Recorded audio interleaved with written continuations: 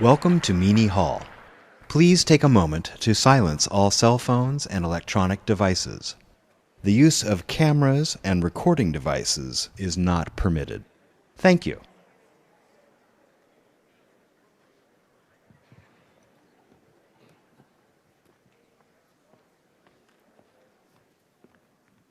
Good evening, and welcome to tonight's public lecture with Neil deGrasse Tyson.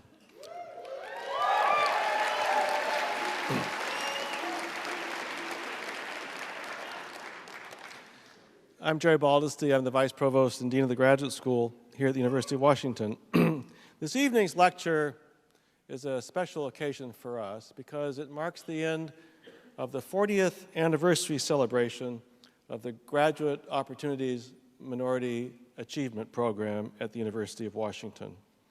40 years ago, a group of dedicated and truly brave people began the premise that we need to do a great deal more to diversify graduate and professional students at the University of Washington, to bring more people into this great university, and then to turn them loose out in the public.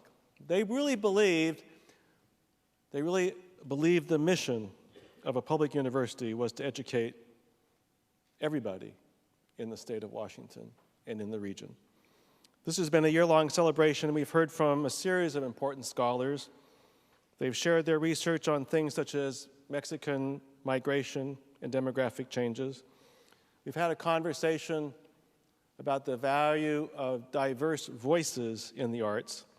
And tonight, we'll learn about one man's journey into the galaxies and beyond.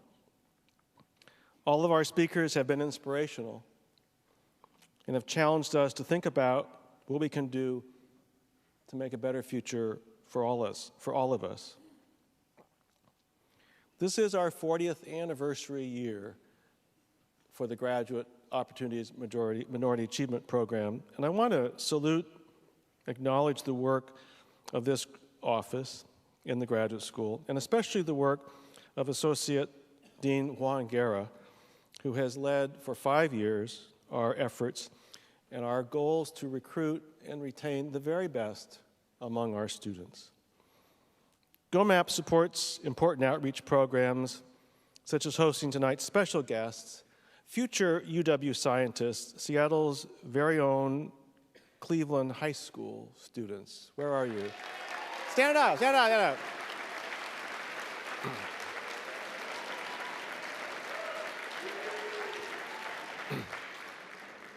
They're the Eagles, right?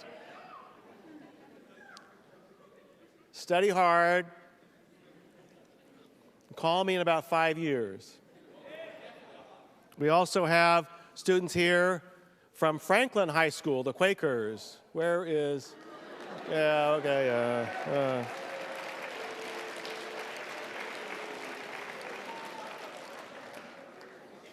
I would like to acknowledge the two generous endowments that made this evening's events possible.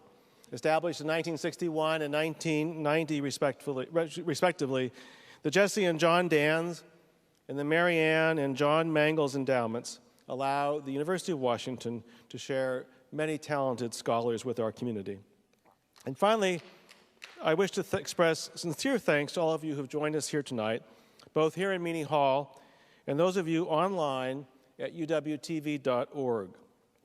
Dr. Tyson will take questions after his talk, and you can text him at 25827, 25827.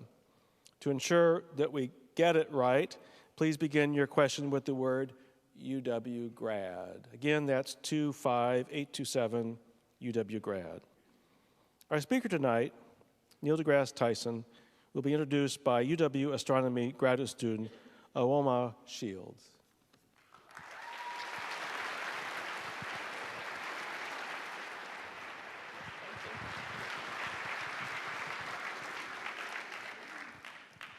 Good evening, and thank you, Jerry. As the dean said, my name is Aoma Shields, and I am a second-year doctoral student in the astronomy department and the astrobiology program here at the University of Washington.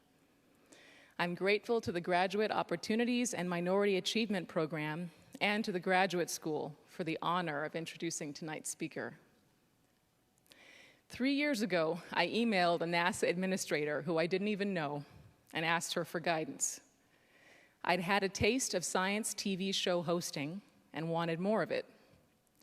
She wrote back promptly, "You should meet my friend Neil deGrasse Tyson.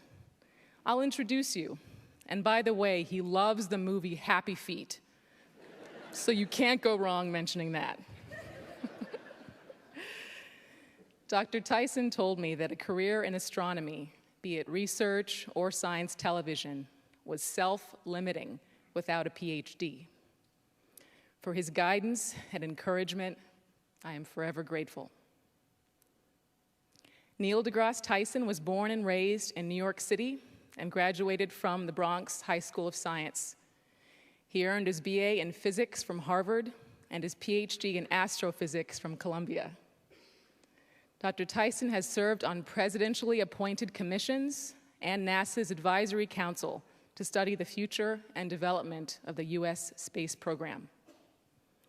Among Tyson's 9 books is his memoir, "The Sky is Not the Limit: Adventures of an Urban Astrophysicist," and Origins, 14 Billion Years of Cosmic Evolution, which was made into a 4-part miniseries that Tyson hosted.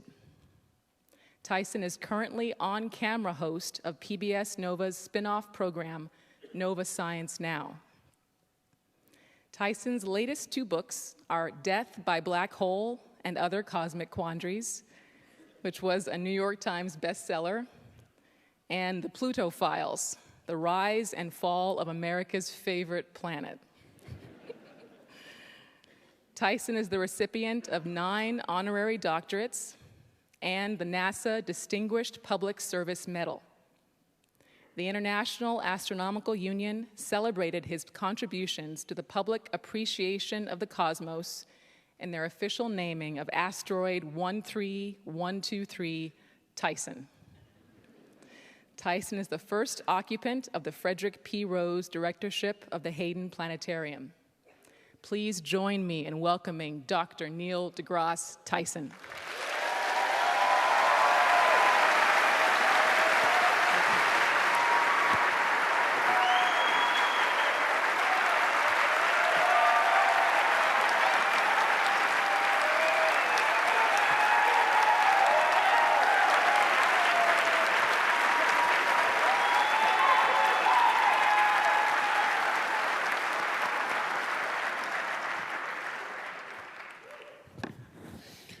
Good evening. Thanks for that warm welcome. Normally you save that for the end so that I earn it, okay? I just want to earn that from you. The sun came out today. I thought that was kind of interesting. In fact, I might tweet that right now, if I may. So let's go ahead and do that. Okay? So I have a tweet ready to go there. Let's see. In Seattle now, the sun came out today and people reacted joyously. Must be a rare event. Okay.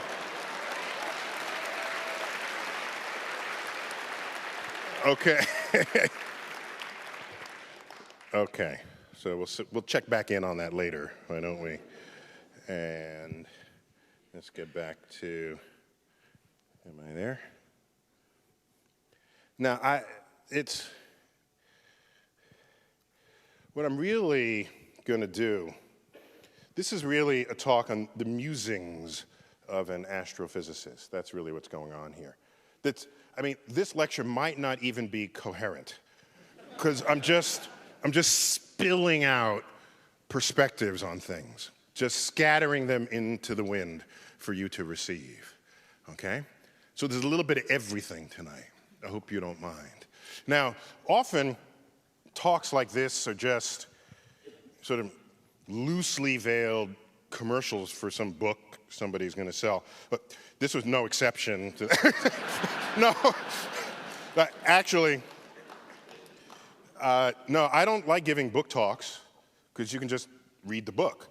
If I'm there in person, I might as well talk about something you can't get from a book. So some of what I'll be talking about is in books, but the collection of it all together, you're not getting anywhere except here and now. So let's just start. So we're going to do some science up front, but then we're going to take you to new places, all right? In the search for life, what we're doing is we're trying to find the water. And we know there's water on Earth, and there's life everywhere on Earth where there's water. There's life, even the Dead Sea. The fact that it's called the Dead Sea is an example of what you say when you don't have a microscope, okay? So this is just how that was. Mars, there are microbes doing just fine in the Dead Sea. Mars, Europa, one of the moons of Jupiter, exoplanets. So our search for life is driven by the search for water. Europa is one of the moons of Jupiter where we're pretty sure there's an ocean, a liquid ocean of water beneath a frozen surface. So one day I want to go ice fishing on Europa, cut a hole, check out, see what swims up to the camera lens. You know what I like about Europa? Suppose we do find life. Then what do you call it? Call it Europeans, you see? that's what else would you call it? Let's go to Mars. We've seen Mars before. There's a nice shot of Mars. Can people hear me up on the top? Up in the cheap seats up there? You guys okay? You're all up there? Okay. Mars. Mars is intriguing because it rotates once in about 24 hours. It's tipped on its axis, so it has seasons. It's got polar ice caps. It gets everybody excited, especially this fellow, looking quite tweedy there. Percival Lowell, a wealthy New Englander who was wealthy enough to just sort of build his own observatory, and he called it the Lowell Observatory, yeah. Put it in Arizona, and he really liked Mars, and he was pretty sure life was thriving on Mars. So he wrote several books. This was his first. And you look in these books, and you find diagrams like this. And he called these canals, which was a mistranslation of canales in Italian, which meant channels. But he was wealthy, but he didn't know Italian. And so he thought the people who thought they saw channels, he thought they meant canals. And if it's a canal, it means it's artificially made. So this is what he saw when he looked through his telescope that he made and put in his observatory. Now, we know that none of these canals are there, and there aren't these cities. He was imagining life forms were going extinct, and they would channel water from the poles into the cities, and it was catching them right at the end of their civilization. So this is not the first crazy thing he did. But anyway, in modern times, we actually go there. Yeah, so there we've got one of the rovers. We went there before the rovers. You might know that. We went there back in the 70s. They were called Vikings. One landed, one orbited. And the orbiter took this photo. That's a good one. Ooh, oh, ooh, ooh. Yeah, that's better music here. The face on Mars. Dun, dun, dun, dun. So everybody got excited. Well, sorry, not everybody. Those people who were sure that life on Mars had a simian face, okay? I mean, think about it. Most life on Earth does not have a simian face. Most life on Earth doesn't have a face, all right? So life with which we have DNA in common. All life on Earth has DNA in common. Now you're going to go to another planet, and it has a face. The only things on Earth that have faces are like vertebrates have faces. That's a vertebrate face. So you want to say that there are vertebrates on Mars and they're simian in their biology. Well, there's only one thing that looks like a face, no matter the camera angle. And what is that? A face, yes. So we go back at another time, and this is what it is at another time with higher resolution. It looks less like a face. You can kind of see how it might have been. Now, all the Mars fanatics said, oh, the Martians figured out we were looking at them, and they quickly covered up the monument. Then you go back again, and it's like even less like a face. So the Martians have continued to cover this up, apparently. So more on that later. But in fact, I do have the first evidence from the rovers. This photo, in fact, has been kept from the public till I have special connections to NASA, as you heard in the introduction. So this one was the first image taken by the rovers, and it's been suppressed by NASA ever since. Right. So I thought I'd share it with you guys because, like, you know, you're my people tonight here. By the way, if you're looking on Mars for faces, why not look for other things that are familiar? You know, you only see that as a face because we have a face. And familiar things are what you pick out, even if they're not really there, right? When you look up in the clouds, you don't say, oh, I see a lobster. No. Has anyone ever said they see a lobster? No, you say, I see Abe Lincoln or George Washington. You're looking at sort of familiar iconography of our culture. And so let's find some more familiar iconography in the Martian terrain. There's the Valentine crater. There you go. We got one of those. How about the smiley face crater, right? So if you look hard enough, you can find stuff and call it whatever you want. So, but Mars, one thing is certain. It's long suspected, but recently confirmed, that water, while not on the Martian surface, is beneath the surface and not very far beneath. This is a crater about the size of this stage that was freshly left in the photo on the left side of the image here. And if there's water beneath the surface and an impactor comes, and an asteroid hits, and it makes a crater, that crater is, like I said, about the size of this stage, it will lay bare any water that happened to be beneath the surface. That water would melt on impact and then instantly freeze, and then there you get it, right there. You see the frozen sort of surface area there. Now you might say, well, suppose that's just chalk or some white rock. Maybe it's not really water. Well, you come back a few weeks later and it's basically evaporated. The official word for that would be to sublime, if you're into accurate chemistry vernacular. And so the point here is the evidence that water is beneath the surface remains manifest in many ways. And here's one where you see rivulets and a flood puddle over to the side.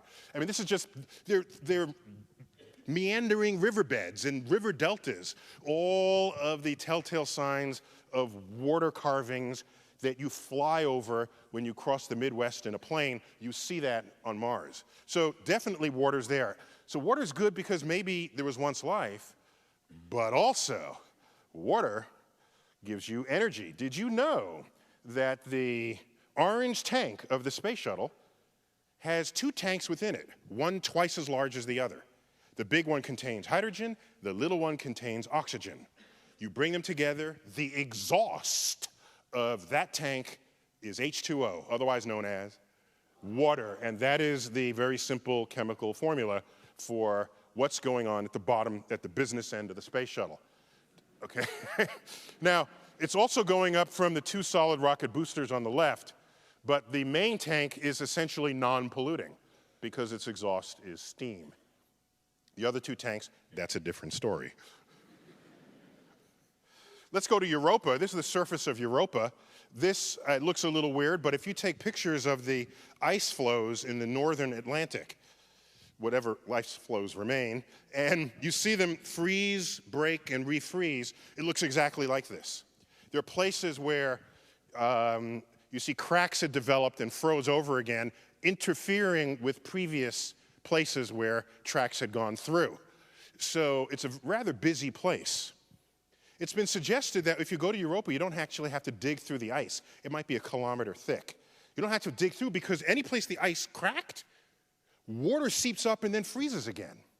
So if there are any fishes down there, maybe a fish came up and froze, so there's like a freezer ready for you to just have your barbecue right there. You just park your ship right near one of these ravines, and right in the middle, that would be freshly frozen material from way down below. So maybe you don't have to. Other things we're looking for are exoplanets. Gliese 581G is an exoplanet, one of hundreds and hundreds and hundreds. In fact, this morning, if you listen to the radio interview that I had, I recommended an app for your phone, your smartphone. And it's called Exoplanets. Go check it out. And it is up-to-the-minute listing of every exoplanet that's been discovered in the catalog. You can see the orbit, whether it is a Goldilocks planet or not. And Goldilocks, that's pretty simple. It means if you're too close, your water evaporates. Too close to the host star. Too far away, it freezes. You want to be just right, like Goldilocks. And I was always disturbed by the Goldilocks story because, you know, if you're the Bears and you come home and, like, there's Goldilocks, done ate your porridge, done sleeping in your bed, and I think the Bears would have just simply eaten her, you see? That would have been, so the lesson would have been much more profound.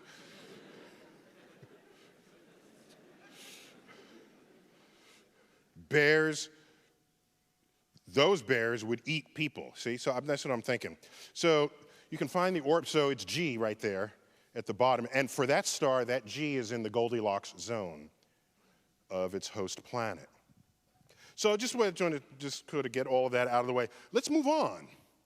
Let's move on to Pluto. Yes, so I keep getting blamed for Pluto. It's because 10 years ago, 11 years ago now, we opened an exhibit in New York City where we grouped Pluto with other icy brethren in the outer solar system, and the nation's population of elementary school children got pissed off. So my words of wisdom to you, okay. No, that's mean. No, that's mean. I'm not that mean. All the time, I'm not that mean. It all started with this guy. We've seen him before. Where did we see him? He started the search for Planet X that led to the discovery of Pluto, because he was sure that the orbit of Neptune, which was not following Newton's laws of gravity, that there was some hidden, unseen, not hidden, but yet to be discovered planet in the outer solar system tugging on Neptune. He said, find it. Well, you look for where it's supposed to be, nobody found anything. So this fellow gets hired, Clyde Tombaugh. He's 21 years old, gets hired at the Lowell Observatory, and he does a systematic search for Planet X. And lo and behold, he finds Pluto, named by an 11-year-old girl in England, not by an American. Discovered by an American, named by a Brit. No American would have possibly called this object Pluto. Do you know why? Because at the time, there was a laxative called Pluto water.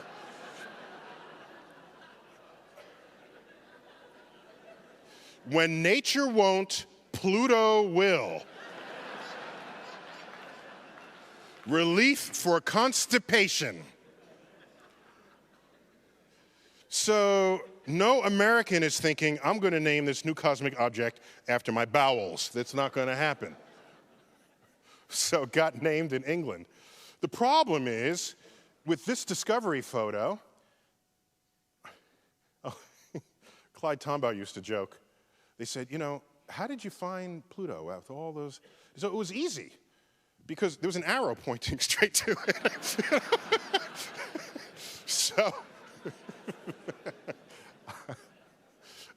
anyhow, this object, which is moving in these 4 frames against the background, is the first ever icy body discovered outside of Neptune. Actually, it's the second ever icy body discovered outside of Neptune, the first being Pluto. This is a new swath of real estate discovered with this image, and we name it after the fellow who proposed its existence, Gerard Kuiper. It's the Kuiper belt of icy bodies, a Kuiper belt of comets. The number of objects now known is in the thousands, all discovered in the last 20 years. And some of them have orbital properties that greatly resemble that of Pluto. The same orbital tilt, they look and smell like Pluto. So those have been collectively called Plutinos. That's kind of cute. So Pluto has brethren out there. And this is what we knew in the year 2000. Pluto and they look more alike than either they or Pluto look like any of the other 8 planets. And we figured, hey, it's time for Pluto to own up to its actual identity. Because when it was alone, you can't make a class of 1. That doesn't work in science. So we said, okay, Pluto, we'll grandfather you in. Okay, we'll call you a planet. We don't know what else to call you, okay? Now it's got family. The Kuiper Belt. There you have it. And I think Pluto's happier there, okay? Really? Do you know that our moon is 5 times the mass of Pluto? Any Pluto lovers out there who didn't know that? See, that's kind of sets it straight for you right there. And you know, if Pluto were where Earth is right now, its ice content would evaporate and it would grow a tail. No, that's just embarrassing. You can't have a tail and call yourself a planet. So Pluto's been reclassified. I would be happy to call it a comet, but that would have been that was just, people would have just cried. So it's called a dwarf planet now. And so it's small. So these are other sort of dwarf planets out there. Pluto is among them. Pluto has 3 moons. Charon was the big one, the quote, big one. Nix and Hydra. But it's not alone out there, and it's probably not even the biggest. Eris is probably a little bit bigger than Pluto. But this is Pluto's family, and like I said, I think it's happier there. And this is where I work. You all invited? Just come on in. Say you know me, and they'll still charge you 19 bucks. But notice how we have the sphere in which we contain the planetarium, and we have the large Jovian gas giant planets suspended from the ceiling. The terrestrials, Mercury, Venus, Earth, and Mars, the cable would be like as wide as they are, so we just mount them on the railing. Pluto is not among them. Pluto is somewhere else in the exhibit, and that's what got people pissed off. And that's what made a page 1 story in the New York Times on January 22nd, 2001. What else should have been filling that page 1 on that date in that year? Think about it. Bush got inaugurated. Bush, that's the first news day, the second news day after the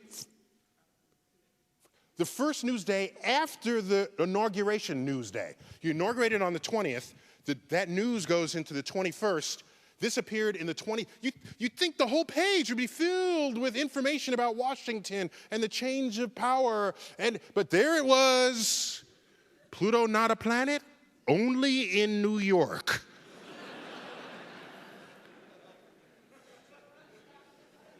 That's when the mail started coming in. I have a whole file, and it went on for 5 years. What's this one here? Dear scientist, what do you call Pluto if it's not a planet anymore? If you make it a planet again, all the science books will be right. Do people live on Pluto? If there are people who live there, then they won't exist. So the cause and effect of things are not quite. Why can't Pluto be a planet? If it's small, doesn't it mean it doesn't have to be a planet anymore? Some people like Pluto. If it doesn't exist, then they don't have a favorite planet. Please write back, but not in cursive because I can't read in cursive.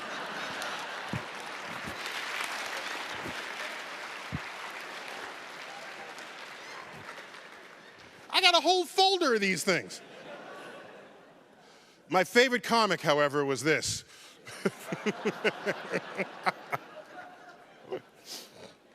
Look at those shoes he's wearing, those little near-Earth objects. You know, these should not be called near-Earth objects. That's an official phrase, NEOs. They should not be called near-Earth objects because this is what they are, okay? I think they just don't want to freak people out. Can I get a little more volume on the mic? Because I feel like it went down a little. Just like messing with the sound guy at that. Thank you. Thank you. I think that's a little better. This is what they actually are. Any object that's classified as an NEO has an orbit that crosses Earth's orbit, which means it will one day collide with Earth. It will collide with Earth. It's not just maybe. It will. It's just a matter of when. And Earth has, you ever been here? Yeah, Arizona is famous for its holes in the ground. This is one of them. This is Barringer Crater.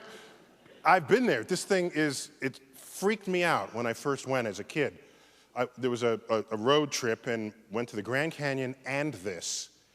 And for me, Grand Canyon was like, okay. You go to this, Grand Canyon was like, took 1 million years to make.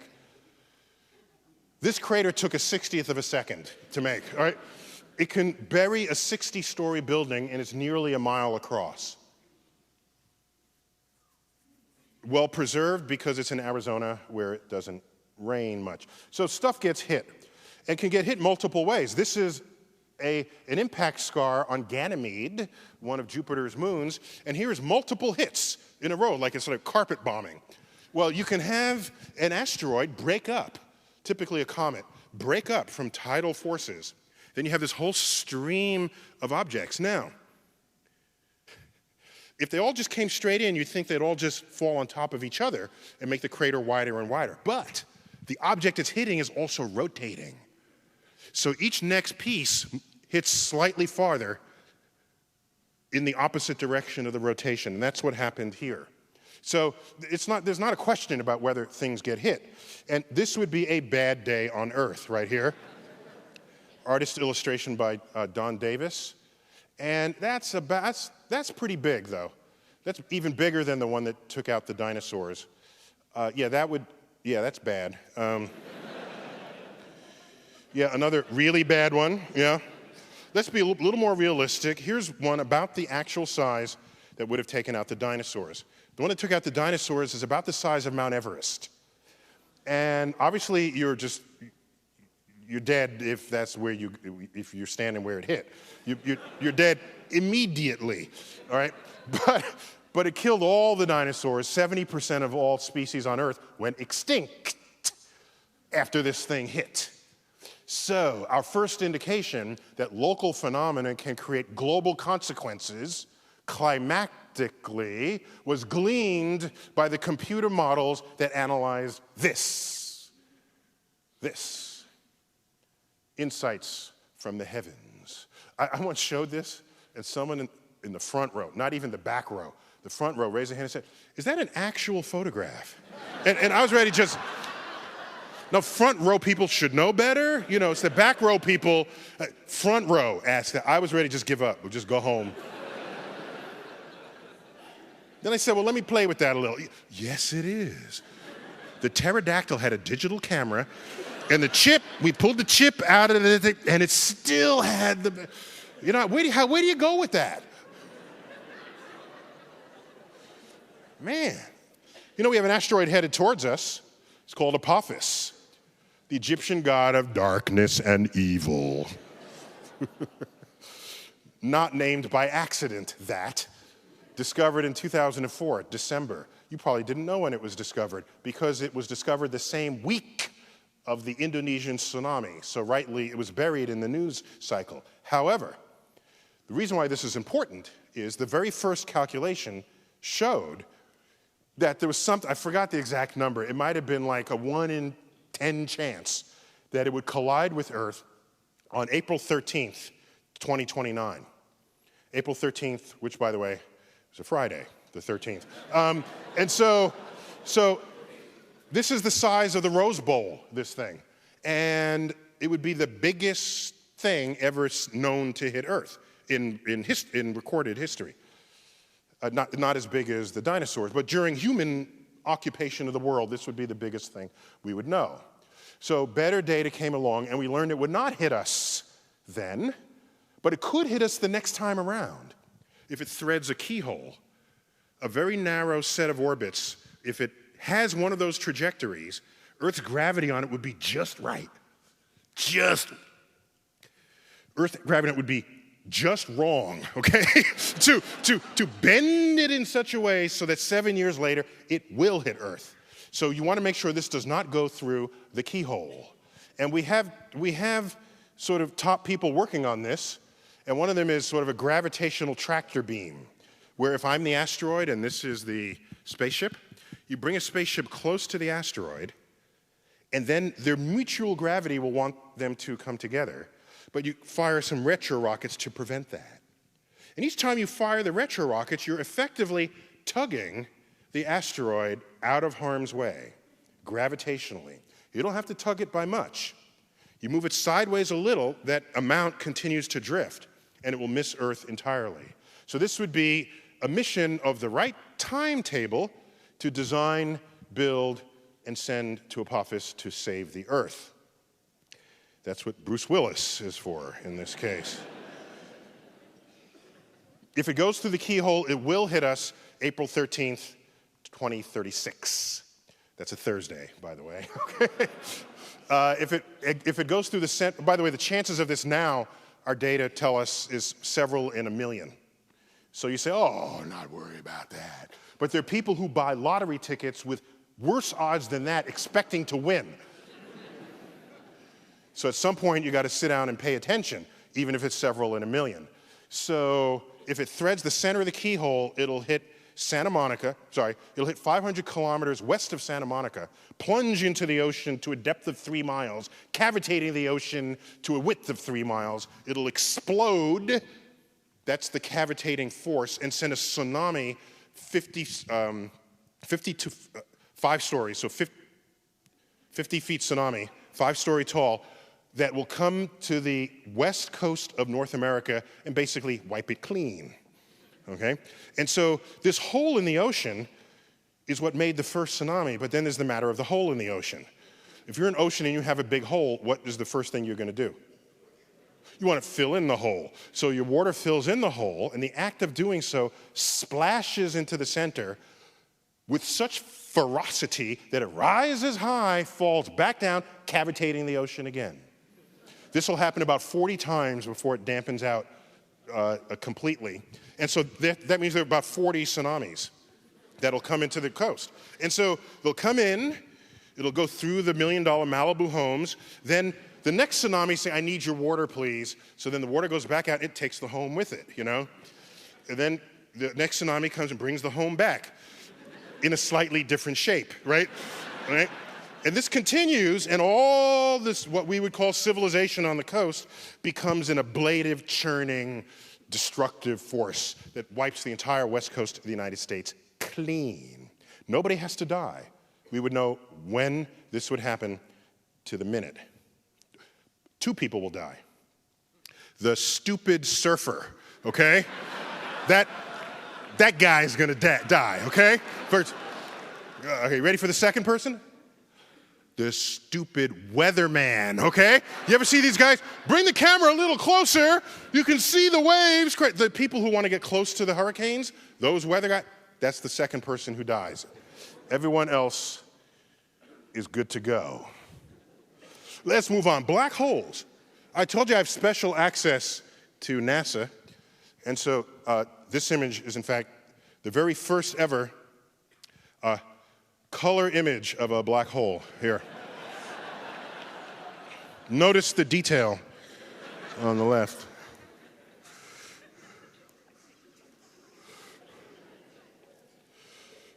You saw it here first. Of course, that's the image you want me to show you, right? That's actually 3-dimensional space squashed to 2 dimensions. But artists try to represent this, but it's a bad day if you're falling into a black hole. In fact, I have a book with that title, Death by Black Hole. And so if you want to find out about it, check it out.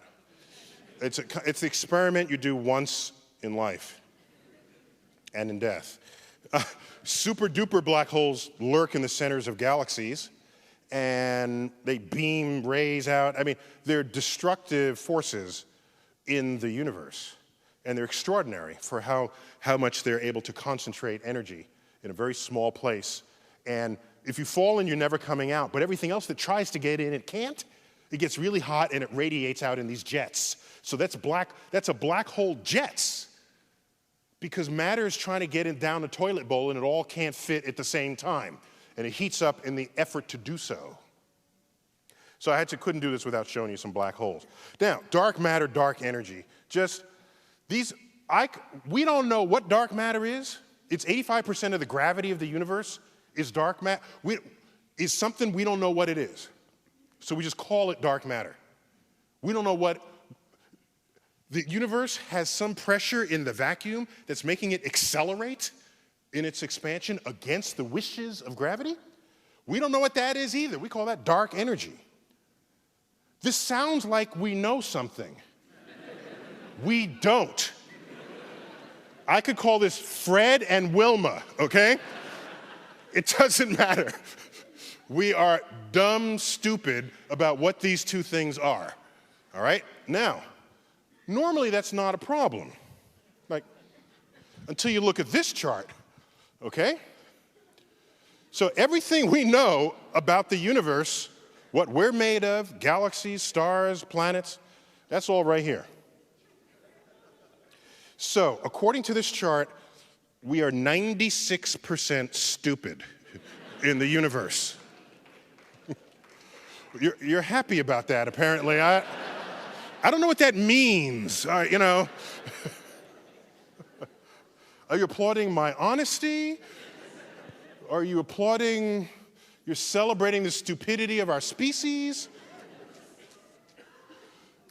We got the Big Bang. That's been going for a while. Now, not everybody's happy with the Big Bang. You found this billboard. So apparently, God isn't happy with the Big Bang. I would have thought he'd be totally cool with it, but apparently not. I found this bumper sticker in New Mexico. The Big Bang Theory. God spoke, bang, it happens. This one is okay with the Big Bang, but that God did the Big Bang. So people are still trying to wrestle with this. Here's what we know. This is the entire universe in one slide. Quantum fluctuations, birth, an entire explosion, rapid expansion, we call it inflation. That's an idea that came about in the 1970s when there was inflation, severe inflation in our economy. So the word had a lot of currency back then. Now it's like, are you inflating a tire? Like, what are you doing, you know? There is the baby picture of the universe. That's that sort of aqua surface there. That's sort of the imprint of what happened in the very earliest moments, writ in the background sky. There it is, the cosmic microwave background, a record of the earliest moments of the Big Bang. Then it takes a little time to make your first stars. We call that the dark ages. Stars are made, galaxies mature. We come up to the present day, 13.7 billion years later. And that telescope, we can't see the whole name, it's called WMAP, Wilkinson Microwave Anisotropy Probe. They clearly didn't want anyone to pronounce that or remember it. I would just call it the Big Bang Machine. That made this measurement. And so it's a pretty coherent picture that we have of the origin of the universe. And here's that map that the space probe shown. And so this is a record of the earliest moments of the universe. And it tells us what the universe was up to. And data agree, we're all pretty happy with this, and we're kind of moving on. The Big Bang, by the way, could fit into a larger story. For example, the multiverse. Big Bang is probably not the whole story. It's probably a piece of a bigger story. So maybe there are multiple Big Bangs. This would give us the multiverse. We don't have data for this, but we have good theoretical and philosophical reasons to think that a multiverse exists. How do you even draw that? Because you need higher dimensions for it. So here are these, each of these bubbles is a universe coming in and out of existence, and we're just one of them. And who knows how many universes there would be. This is very kind of spooky looking, but these are fluctuations, quantum fluctuations in the universe that spawn entire other universes. So it's an intriguing direction. So put this word in your vocabulary and watch it show up in news accounts. It may be that the dark matter is not matter at all. It's the gravity from ordinary matter from a nearby other universe in the multiverse, whose gravitational influence we feel. And here we are, saying, ooh, we have a mysterious gravity, call it dark matter. Really, it's just ordinary matter doing its thing in an adjacent universe. So a multiverse can give you some predictive power, but it's really out there right now, and so we need to give it some room to mature. Now, let's take a look at what the rest of the world is doing with science. So CERN. This is the European Center for Nuclear Research, which I think if you say it in French, comes out in that order, okay? I had a friend of mine, I was at a dinner party, and the person next to me was French, and I tried to get practice pronouncing French words. And so I learned one thing that whole evening, that in French, all letters are silent, okay? Period. That's it. Every letter in French is silent, all right? Start there, and then you do very well, all right? So CERN, this is where they have the famous Large Hadron Collider. This is like, they're at the limits. It is the highest energy ever attained on Earth. And by the way, we would have done 3 times this energy had Congress not cut the funding for the superconducting super collider that would have been built in Texas. That was cut back in the early 90s, right around just after peace broke out in Europe, by the way. Physicists are only really useful when we're at war, according to government funding patterns. So they're looking for the Higgs boson and anything else that shows up on the docket. The Higgs is a particle that gives mass to other particles. So it's kind of cool. Some people have called it the God particle, and including physicists. What are they doing over in China? Well, they're building the largest dam in the world, the Three Gorges Dam, and they have a burgeoning aerospace industry growing at 14% a year, 13% a year. Their economy is growing at 10% a year. By the way, what's your interest rate you're getting on your savings account in your bank? 0.003. Okay. Did you get that over here? These get, well, if you go to this other bank, you get 0.005, you know? Yeah, so other countries, different things are happening. Do you know that in Russia, they want to actually send a mission to deflect Apophis? They actually are prepared to fund that. That picture that I drew and did my little dance, that's not funded. That's just ideas on a page. Russia actually wants to fund it. And they invited us to participate. And I said, well, sure. But then I thought about it. I was asked by the NewsHour, what are my top 10 news stories of the year? This was now end of 2009. What are my top 10? I said, I don't have 10 stories, I have 5. Okay, what are they? I said, one of them is Russia inviting us to join them to deflect Apophis. They said, why? I said, here's why. Why is Russia creating the spaceship that's going to deflect Apophis, which, if it hits, wipes out the west coast of the United States? Aren't we the ones who are supposed to fund that mission and then invite others to participate? Isn't this how it has always been before? So that was an important news story for me because that is the beginning of the end. That's where you think you're at the top and people start doing things on their own with or without you. And all of a sudden, you gradually fade to insignificance on the world stage. That was writing on the wall for me when we were not leading that mission. Let's keep going. How about Brazil? If I mention Brazil, what's the first thing you think of? Someone said, bikinis. The guys are saying, yeah, the tongue bikinis, yeah. Soccer, maybe? Okay. This is the American view of Brazil. I understand. It's completely understandable. However, it blinds you to the fact that they have a burgeoning aerospace industry. Do you know that most planes that you fly between regional cities is made and designed in Brazil? You're not thinking this because you're still distracted by bikinis. Brazil has the 3rd largest aerospace industry in the world, employing 18,000 people. It's a $20 billion industry there, and they invented the first airplane that can fly on alcohol. Brazil. Now, we don't do that because we just drink our alcohol. See, that's how that happens. We don't even think to make a plane out of it. So notice the American bias that prevents us from recognizing the rest of the world rising up as we stand there flat-footed. Europe. Let's take a look at pre-euro currency. I'm intrigued by this.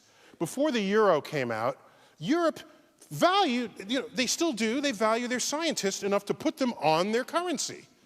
Check this out. So you have Tesla in the upper right, Yugoslavia. Some Tesla fans out there.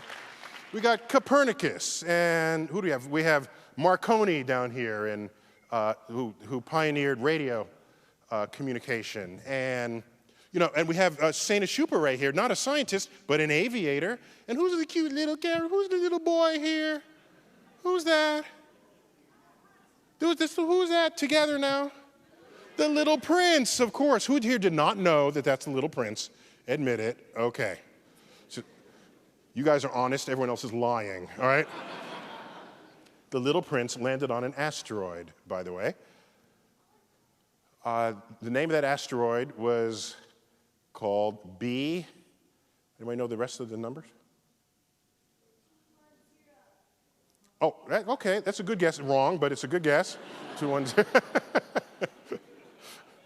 Actually, I forgot the numbers, but I know it's not that. I think it's B662. Whatever that number is, there's a website you can go to that is all about deflecting asteroids. And it chose the name of Little Prince's asteroid for its website. And so check it out. So you see this, and you can flip over the currency, and it has the iconography of that person's life. So you have some, amazing lightning demonstration there, electrical discharge from Tesla. We've got sort of the sun-centered solar system. There's the tower. We got a biplane there, telescopes. It's all there. We keep going. Hang on. So here's Darwin from England. We got one of his finches. We've got some Darwin fans. What's odd, they always show him with this big old sort of grandpa beard, but he did his greatest work when he was 26. So you can at least put some hair back on his head, But I figured, maybe they figured if he'd show him his 26, no one would think he did, But he was 26 when he did it. This is currency from Romania. They had a total solar eclipse go across their country, and so they thought, let's make some money out of that. So they put the path, and on the flip side, I don't know what that is. Right? It's got like an amoeba thing. So an artist gone a little too far. All right, but it's clearly cosmically inspired art. That money, by the way, is made of polymer. It does not rip. Is the future of paper currency. Here, we have Al-Hassan, who figured out how sight worked. He's from 1,000 years ago in Baghdad. This is on Iraqi currency. And we got Albert here. He's adopted into Israeli currency. Of course, he was not Israeli, but when you're famous, everyone claims you. See, that's how that works.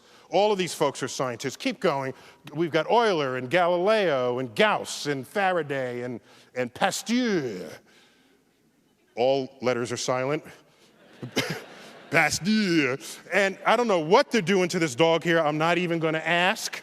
We got my boy Ike. And everybody's there. Oh, by the way, if we were to ask, who in the world do we think literally and perhaps stereotypically make the best engineers in the world? Germany, of course, you think about it. It's German engineering. It's a selling point when they sell cars, German engineering, okay? German engineering. Well, so that's 10 Deutschmarks, okay? On the right, that's Carl Friedrich Gauss, brilliant mathematician. Let's zoom in on that currency here. Wait a minute, what is that? Whoa, a mathematical distribution function on the money. Whoa, okay. Look at this.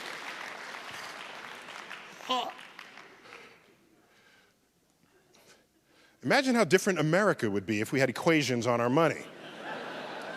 We might still be leading the world in something. Actually, we do have a scientist on our money, don't we? Who's that? Ben Franklin, here he goes. So he's a scientist on money. Surely there's some iconography of his contributions. Let me see. Nope, there's not even a kite, all right? Or there's nothing. I don't even see a lightning rod, all right? So clearly that's not why he's on the money. He's on the money because he's a founding father, not because he was a scientist. In fact, he was one of the most famous scientists of his day in his researches in electricity. Ben Franklin. There's something called naming rights that matters. It matters to cultures. Let's first take a look at this familiar chart of boxes. Some of you are getting the shakes here, I see. Haven't seen it since high school, have you? Okay. The periodic table of elements, it's color-coded. I have a cool program on my computer where you can color-code them differently. Let's color-code by melting point. How about that? Ooh.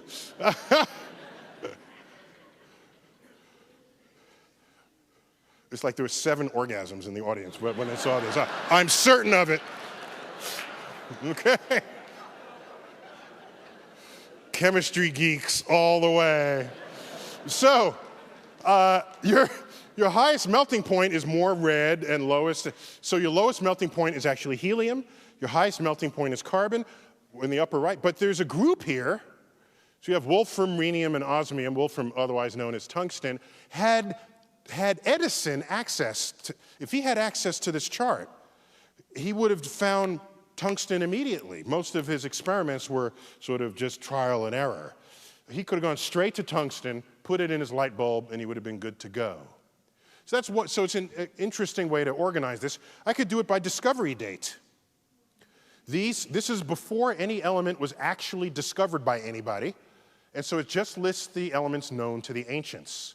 Iron, copper, silver, gold, lead, bismuth, sulfur, carbon. We can slide the date forward, and now we're up to 1776. And so this is the entire periodic table of elements, which wasn't yet organized in that form, at the year of our Declaration of Independence. There's like a dozen elements there. That's it. We also knew about hydrogen, discovered 1766. So these elements are coming up and along, and I can keep going. This is 1869, starting to take shape. And so just giving a sense that you can play with this diagram. Now, what I'm going to do now is put the flag of the country that discovered each element. Okay? So let's check out what that looks like. Ooh, that's kind of cool. Okay, notice the right-hand column. You see the Union Jack there, very proud column in the UK. Helium, neon, argon, krypton, xenon. This line of elements are the noble gases. Do you know why they're called noble gases? Because the British discovered them, and they learned that these elements don't combine with any other. And in their social structures, the noble class does not associate with any other. It's little facts like that that reminds me of why we fought a war to get out of England. Their culture is writ on the iconography of the periodic table of elements, the noble gases. Well, America is nowhere to be found up there because we weren't even a country when most of these elements were founded. But when we did become a country and Congress knew that physics, which specializes in matter, motion, and energy, might matter for war, particle accelerators were funded without limit. And it's out of these particle accelerators that we then take out the top end of the periodic table. That's where all of these came from. This is Germany discovered uranium. It's named after the planet Uranus, an element discovered shortly after the planet was in the sky. They knew that's an important, elements are important, so they want to name him something cosmic, Uranus. Neptunium, guess who that's named after? Neptune.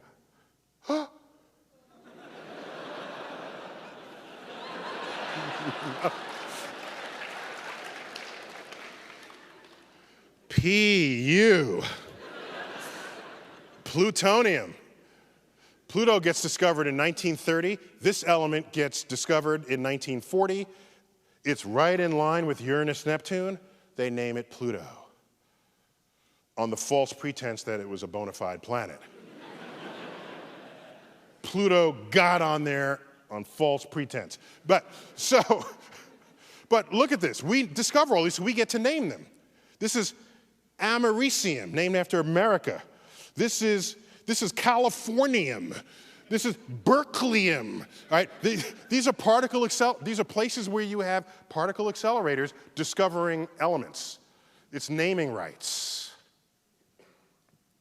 Other naming rights. Let's go back a little bit. September 11th, 2001, day we all remember. This happened 4 blocks from my residence. These are camcorder shots from my window. This is the North Tower on fire.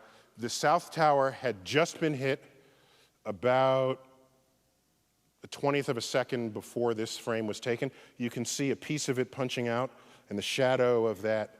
This is before the atomized fuel ignited, so it's really just the kinetic energy of the ship coming through. If you've never been to New York, just so you understand, this black building on the left is a 50-story hotel, all right? And the towers are 107 stories each. Why am I showing you this? Well, let me just get through it first. So the jet fuel ignites, creates a deflagration wave, and there it is engulfing the entire, and that's the remnants of the plane and people and everything else, office furniture coming out the side. Within an hour of that, the towers are just gone, all right? And this is the dust cloud that came after it. So this is the street on which I live. So this is 65 minutes after it collapsed. And so this is going on. Shortly after this, President Bush, in an attempt to sort of distinguish we from they, utters the following sentence. And this was before I was on his Rolodex, so I could have helped him out here, you know. I could have said, no, don't say that, okay? So he says, with loose quoting of biblical Genesis, he says, our God is the God who named the stars. Now, first of all, it's the same God, okay? God of Islam and God of the Old Testament. It's the same. Allah is the same as the God of the Old. It's the same. So hold that aside for the moment. Hold that aside. What he did not know is that of all stars that have names, 2/3 of them have Arabic star names, okay? Now, I don't think that's the point he wanted to make. I think he didn't quite get that. And so, you know, here they go. I mean, it just goes on and on and on and on. Not all stars have names, but 2/3 of those that do have names have Arabic names. There we go. Okay? There they go. And you might say, well, how did this come to pass? Where did that come from? What was going on?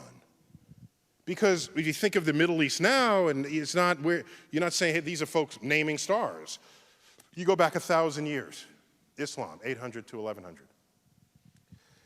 In that period, it's generally called the golden age of Islam, of Islamic science. Golden age, there was no greater golden age in the history of the world before or after. When you look at the sum of advances that came out of that period in Baghdad, algebra was invented in that period. Algebra is itself an Arabic word. Algorithm is an Arabic word. Our numerals are Arabic numerals. You ever wonder why? You ever stop and think why they're called Arabic numerals? In that period, mathematics took great leaps and bounds. Agriculture, engineering, medicine, navigation.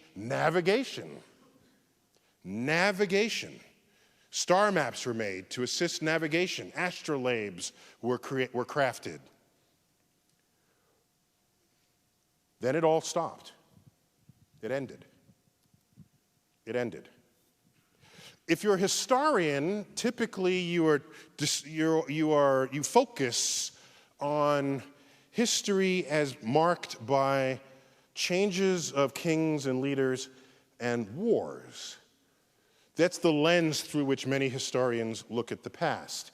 And so if you ask people, they'll say, oh, the Mongols sacked Baghdad, and so that's why it all ended. If that were the only force operating, then later, when the Islamic culture rose, you would still see this tradition of scientific innovation. But it has not recovered.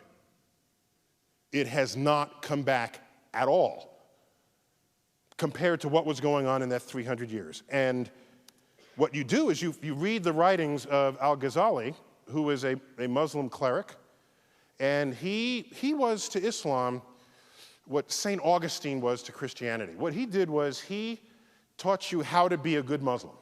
He taught you how to read the Quran and how to obey the commands, because back then people were just interpreting it for themselves. He came along, he was an academic scholar. He interpreted the Quran. He said, this is how you must do it. First had social influence, and then political and cultural influence, and basically his interpretation took over. And in that interpretation, it included the perspective that the manipulation of numbers is the work of the devil. This cuts the kneecaps out of any mathematical advances that would unfold. Math is the language of the universe. If you take that out of your personal equation, you no longer contribute to the advance of human understanding of that universe. And that absence of Muslim presence in the frontier of science persists to this day. Take a look at the Nobel Prize from 1900 to 2010. I can do this for the Jews, for example. How many Jews in the world? There's like 15 million tops. 15 million out of 7 billion people. These are the numbers of Jews who have won the Nobel Prize in the sciences. 25% of the Nobel Prizes. We have a Jewish person in the audience. Congratulations. Okay, fine. Okay. This is rightly something to be extraordinarily proud of. The traditions of Jews in the 20th century is one of education and scholarship. In earlier centuries, it was one of very strict sort of study of the Torah, did not involve the natural world. This was a later emergence of the Jewish culture to exhibit this. Let's look at the numbers for Islam. So these are Jews. There are 15 million Jews, 25% of the Nobel Prizes. There is 1.3 billion Muslims in the world. These are the numbers. 2.5. Okay, I'll give you 3 if you really want to include economics as a full number there, okay? If you got to give it a full number, okay.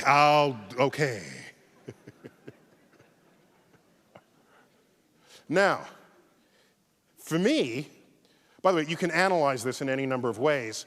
There are 50 times the number of Nobel Prizes, 1/80th the population. There's 4,000 times the impact. I lose sleep at night with the question, how many secrets of the universe lay undiscovered? Because 1.3 billion people who in an ancestral time would have participated in this enterprise and are now not. That's what I think of as a scientist. Whole populations. By the way, there are other populations that never contributed. I'm not going to them and blaming them. I'm talking about a population that already did contribute. It's in the cultural heritage already. All we're asking is to resurrect it. It has not happened. Okay, that's fine. But how about science in America? Uh-oh, okay, let's see where this takes us. There's enough older folks in here, old folks. You remember, raise your hand if you're an old folk, raise your hand. There you go, thank you. You remember the day when we used to dream about tomorrow, don't you? You remember every week there'd be some article in the newspaper, in the magazine, the city of tomorrow, transportation of tomorrow, the kitchen of tomorrow. Anyone younger than 30 doesn't even know what tomorrow is. They can't even pronounce the word, all right? Sorry for the low res on this picture, but it doesn't matter. That's how we used to think of tomorrow. This was the future in 1988, right?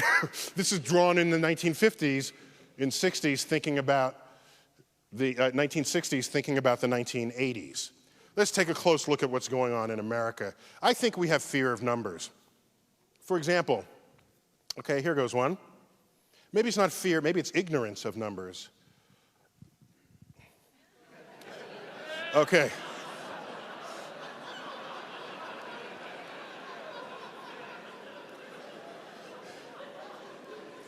Science illiteracy is rampant in our culture. I'm not telling. I've changed my views 360. If you don't remember what 360 degrees is, it is that, okay? Now, I wonder, maybe the congressperson did do that. Exactly. Maybe they're just trying to fool you. Maybe they're trying to make you think they changed their mind, but they did not, okay? I'd have more respect for them lying with correct math, okay?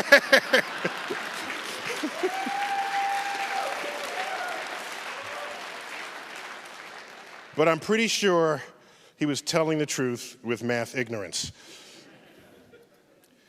Half the schools in the district are below average. You know, that's kind of what an average sort of is, right? About half below. That's kind of what, not exactly maybe, but pretty much so. Technically, that would be, what would that be? The median, technically, but still. What the journalist probably meant to say was half the schools are below standards or below grade level, but they said below average, which meant they were mathematically illiterate. If that were actually true, something would be wrong with the state of mathematics. Here's one, a little more subtle. 80% of airplane crash survivors had studied the locations of the exit doors on takeoff. So you say, well, I'm going to study where the exit doors are, because I want to be in that 80%. That's a good percentage to be in, isn't it? That's good. So, but think about this. Wait, what's about it? So think about, so here, let me just posit a question to you. Suppose 100% of the dead people study the locations of the exit doors on takeoff. You would never know because they're dead, all right? So this statistic is basically meaningless to act upon. That's all I'm saying. I'm just saying. This one, you get this a lot. The state lottery is a tax on the poor. We've heard this, because poor people spend a disproportionate fraction of their income on state lotteries. Does Washington have a state lottery? Every state has. But really, I don't think of it this way. I think of it as the state lottery is a tax on all those people who never did well in their math class. That's how I think about it. How about buildings? You go into buildings. 80% of all buildings are missing a 13th floor. 7, 8, 9, 10, 11, 12, 14, 15, 16. I feel like going into all these elevators with a Sharpie, crossing out the floor, putting it, and say, that's the 13th floor. You're not fooling anybody. This is 21st century America, and we have people afraid of the number 13. And what happens when you get to lobby and then you go to floors below the lobby? What do they call them? B for basement, SB, sub SBB. Can I buy a vowel, please? Like, what are you doing there? We have perfectly good nomenclature for going below the lobby level. They're called negative numbers, okay? We know how to do this. It is well understood. But of course, this is America. There is a place in the world that has negative numbers. Oh, it's in Germany. Oh my gosh. Oh, by the way, is this a science museum? No, it's a history museum. Germany. That's a closer look in case you missed it. Okay? There's also bad physics. All right? Now, this illustration requires an explanation. This is an ad for Holiday Inn. Now, admittedly, this is Holiday Inn England rather than Holiday Inn America. But Holiday Inn is an American company. Now, this is an ad for a new marketing plan where you can have what they're calling bed warmers pre-warm your bed for you before you go to sleep at night. Okay, so the people on either side are the bed warmers. Now, of course, he's looking at her and not him. Just interesting fact there. But this is a thermodynamically pointless exercise because the only way you're going to get the body heat from those two people is if they are naked in your bed. But for reasons of sanitation, they are not only fully clothed, they are fully insulated. If you're insulated, your heat is not coming out. It stays within all of your clothing, so they are not heating the bed at all. Whoever thought this up never took Physics 101. If they did, then these two people would be naked.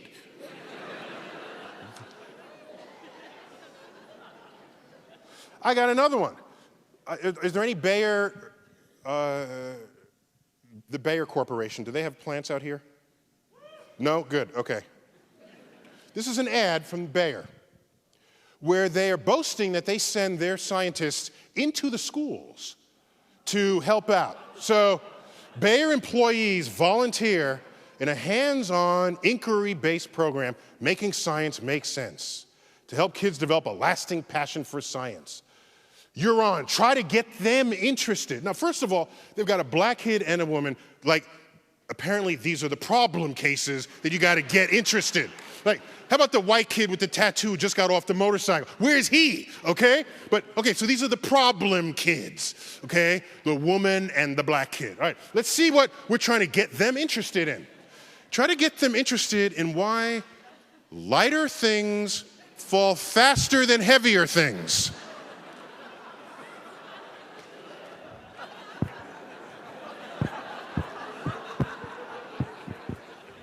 That's a tough one, huh? It's tough because that doesn't happen in this universe.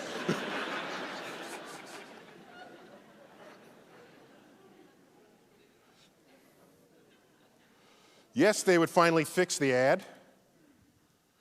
You're on. Try to get them interested in why lighter things fall as fast as heavier things. That's the Galilean experiment. But what's clear is that that previous ad was written by somebody. Nobody caught the error. It was typeset. It was laid out. It was printed. No one caught the error.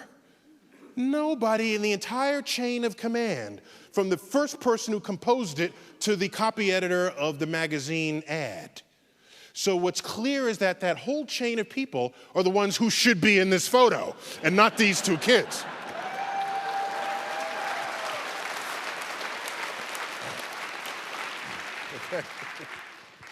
The American Physical Society meets, it's sort of my professional physics organization, and choose a city. Occasionally, this one time we met in Las Vegas, but this is what happened here.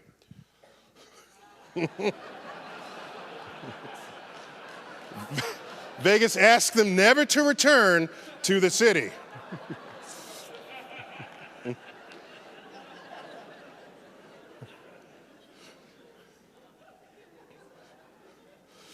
We're talking about America, people. Bad engineering. What is this? Okay, levees broke in New Orleans, 2005. If you read accounts of this, they say, oh, Katrina came in and Hurricane Katrina, bad hurricane. Excuse me, pause, back up. Do you know Katrina was category 5 in the Gulf, On landfall, it was Category 3. It had already passed over New Orleans. People were sweeping up some of the broken branches in the street. Then the levees broke. The city survived the hurricane just fine. What it is they didn't survive was faulty engineering. That was the problem in 2005. And I submit to you that you look at these images and people hoping to get rescued from their rooftops, and you ask yourself, what country is this? Some of us who are old enough, we used to see film loops of third world countries where you see an absence of infrastructure, people towing, their belongings with an ox through mud. And you say, oh, that's the third world. We live in America. What country is this? In the middle of Manhattan, a steam pipe explodes. People died. Steam? Don't we know how to move steam from one place to another? Wait a minute, we're actually still using steam? What? Okay. I'm not going far back in time to get these stories. Bridge collapses. I-35, Minnesota. A bridge collapsed? You go through Europe, there's still bridges standing from the Roman Empire. We can't put a bridge over that, all right? That's not a river, this is a brook, all right? What country is this? Let's go to Los Angeles. Trains collide. People get hurt. Some people die. You think we would have figured this one out.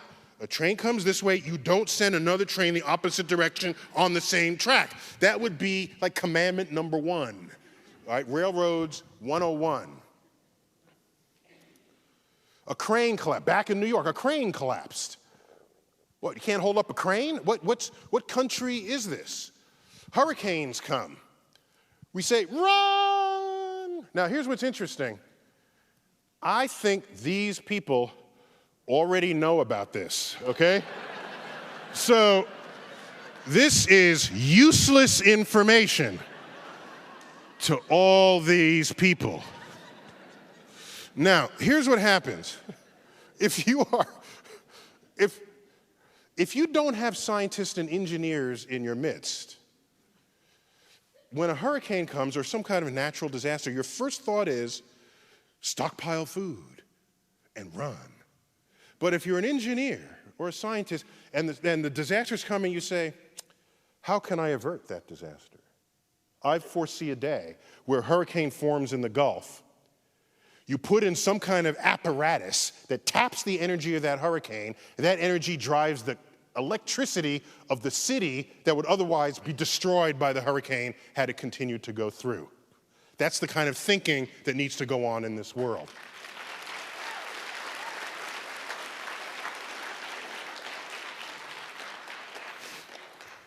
What country is this? I'm not going far back in time here. This is, yesterday's news. What country are we living in? There's more what's going on. Profound science illiteracy in this country. Here's a book that I read before I came here. I read it in its entirety. I heeded its advice. I wanted to make sure I showed up for you this evening. So someone has to write this book. An editor says, hey, that's a good idea for a book. A publisher publishes it, they put it on the shelf, and then people buy it. How about this one? And this, I just one. How to Survive 2012. Tactics and Survival Places for the Coming Pole Shift. Pole shift? Where'd they get that from?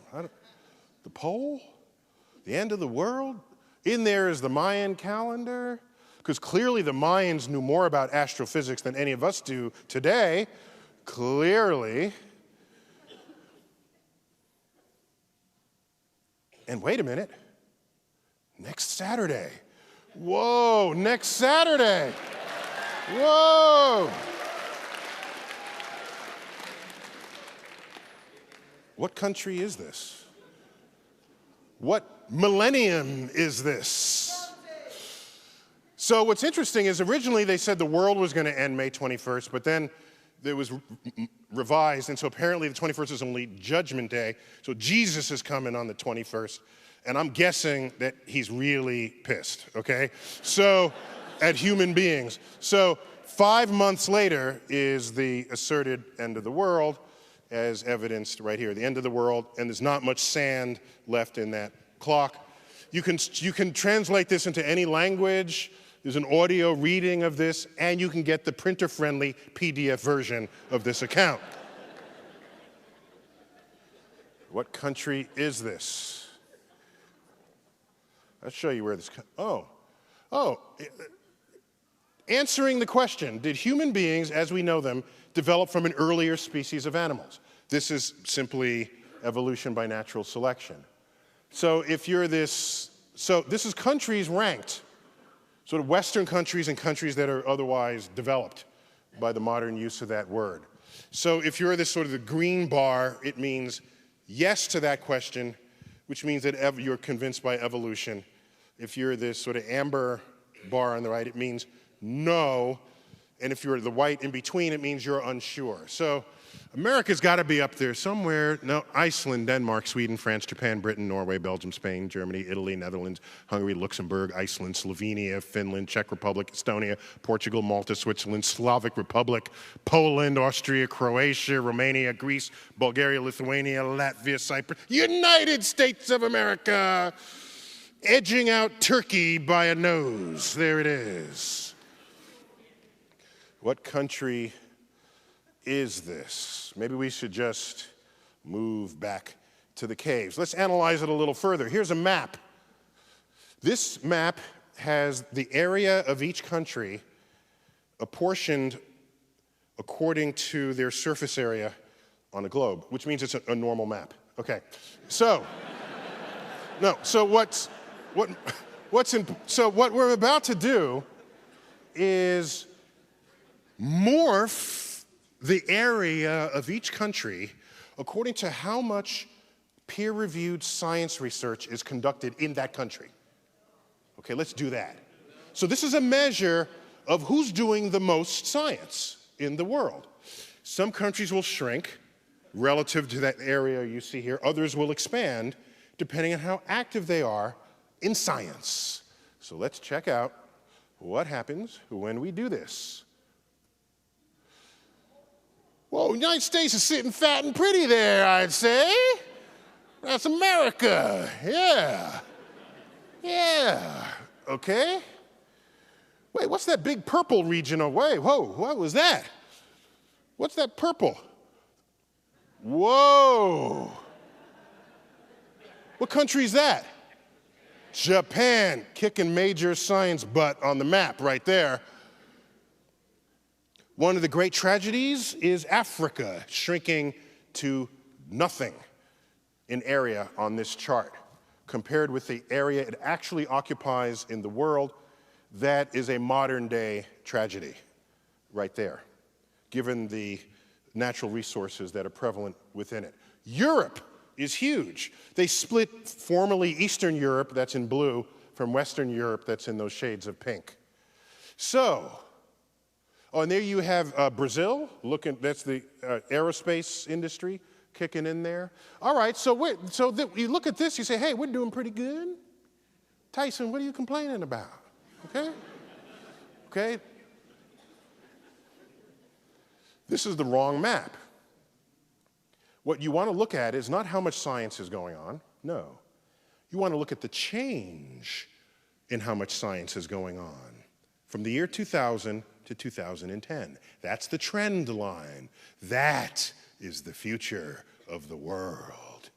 Compare the difference in published research papers in all sciences between 2000 and 2010, and you get this. Europe is even bigger. Japan is even bigger. China is huge.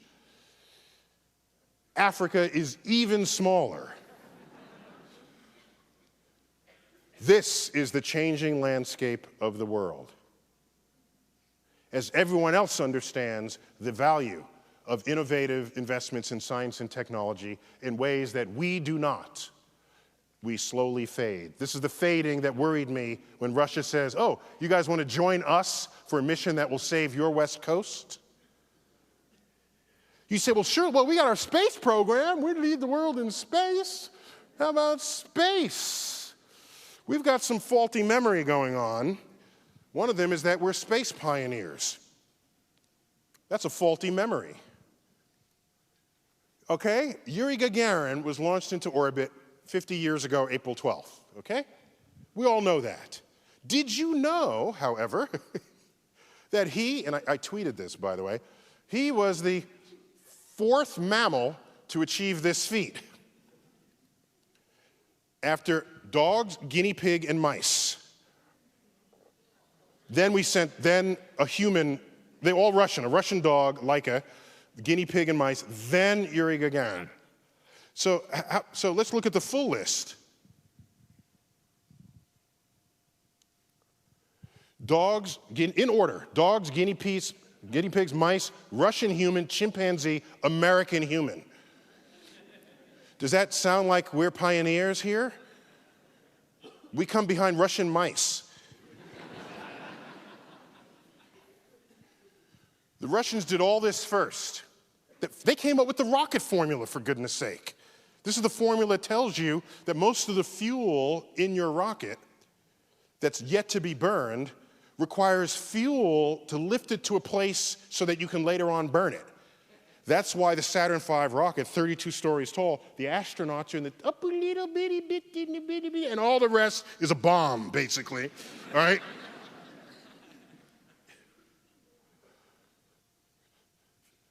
First satellite, first animal, first human, first woman, first black person in space, first to land on the moon with the robots, first lunar rover. They photographed the far side of the moon, Earthrise from the moon, Venus, Mars, spacewalk. Now, we have a few firsts. We have a couple. First, space docking. First to land on the moon. We crossed the asteroid belt first. First to achieve hyperbolic velocity, velocity that escapes the solar system. Okay, but still, this is hardly what you would call pioneering behavior. Let's see what NASA's been up to. NASA, that's how you spell it, NASA, right there. NASA actually doesn't get much money. People think it gets a lot of money. Well, that's actually quite a compliment to NASA. Most people think NASA gets 10% of the federal budget, 20%, maybe as little as 5% of the federal budget. What NASA actually gets is 1/2 of 1% of the federal budget, 0.005 times the federal budget. So this is 1/2 of 1%, 1/2 of a penny on your tax dollar. If you pull out a dollar bill and you cut 1/2 of 1% of its width, you don't even get into the ink. You're still in the outer border of that bill. That is NASA's annual budget, and it pays for the space shuttle, all launch vehicles, the Mars rovers, Hubble, space station, astronauts, NASA centers, space missions, all of it. So the people say, why are you spending money up there and not down here? That's not that much money. What are you saying? What, you think if we took this money from the federal, if you said, let's not spend this because we have problems on Earth. Oh, okay, let's take this and give it to the problems on Earth. Is that going to solve those problems? You think this little slidgen of the, but they put it back as this?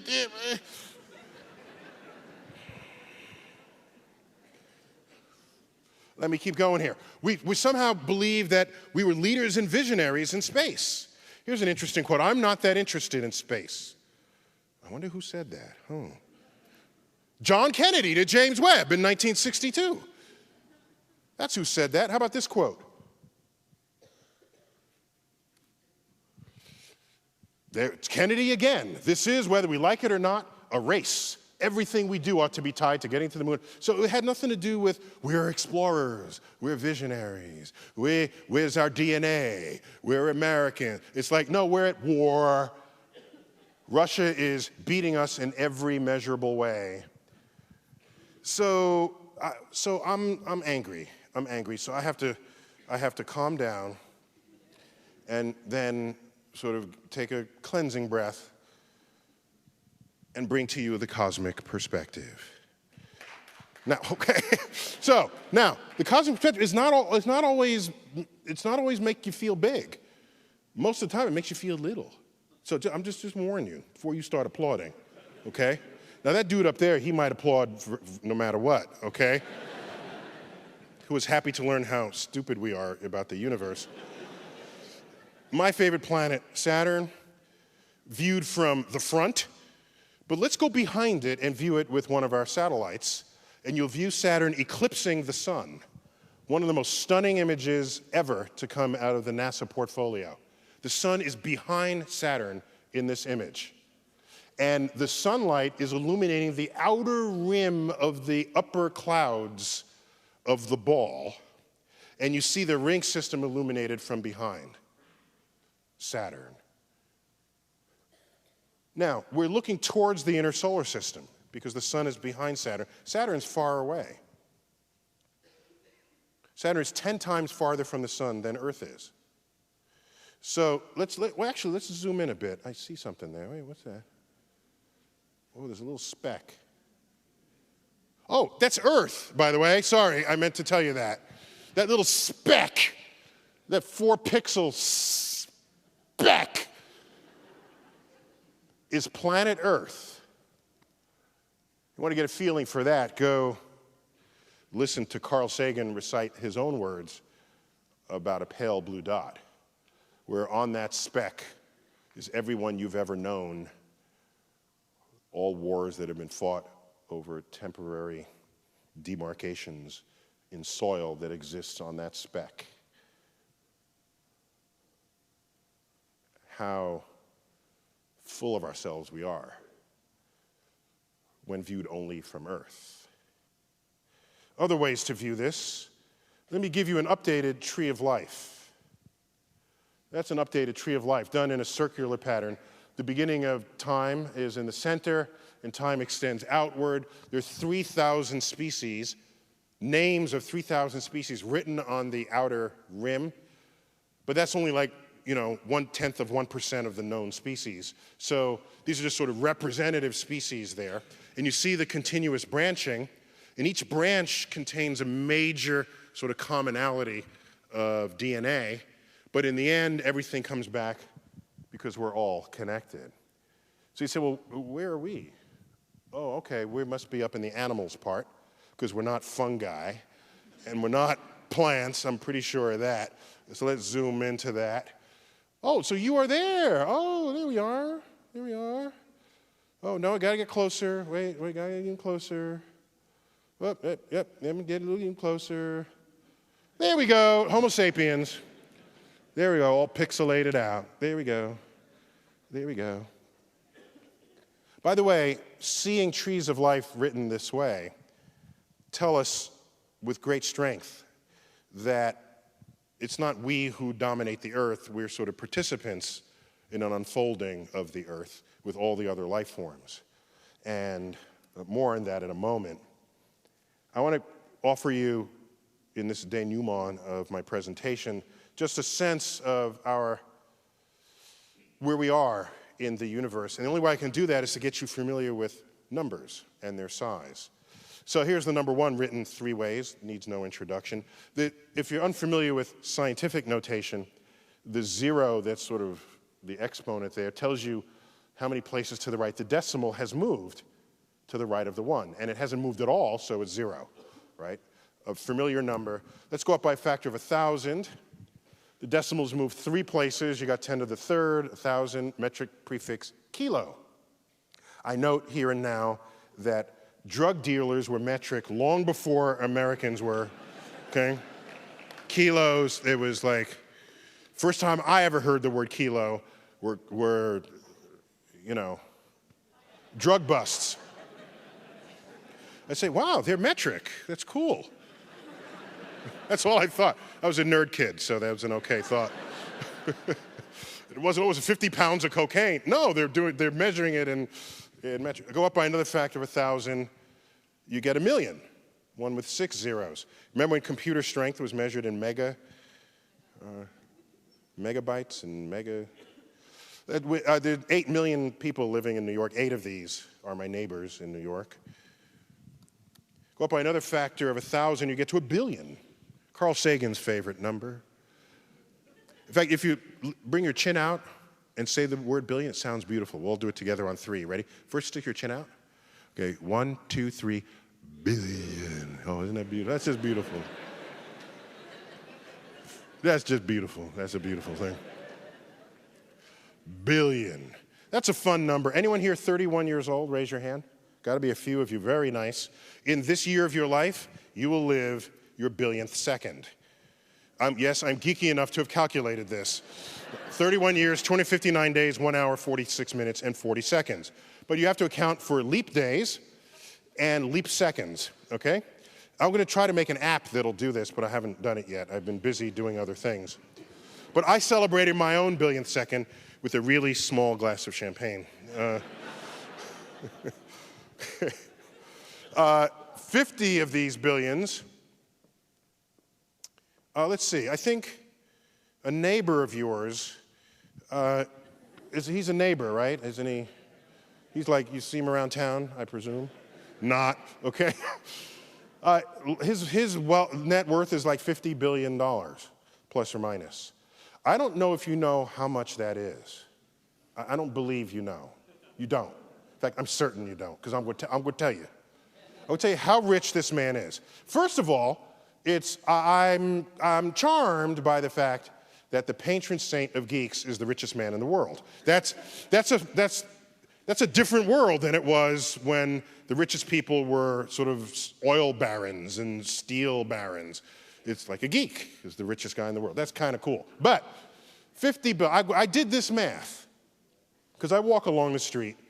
You know, I have a job and I own a home, and I'm walking down the street and I see a coin in the street. My question to myself is, what is the smallest denomination coin that I'll bend down and pick up? Okay? Given the fact that I have a job and I own a home. So, the penny is staying. I'm not getting the penny. The nickel, no, I'm not getting the nickel. Dime, if I'm not in a hurry, I'm picking up the dime. Okay? A quarter, well, that's good for parking meters and laundry. Plus, it's a quarter, right? So I'm picking up the quarter. So for me, the boundary between picking up the coin and not is between a dime and a quarter. So I figured, let me ratio this up to that wealth and ask, how much money has to be laying in the street for Bill Gates to be too busy to pick it up? It's $45,000, okay? That's what it is.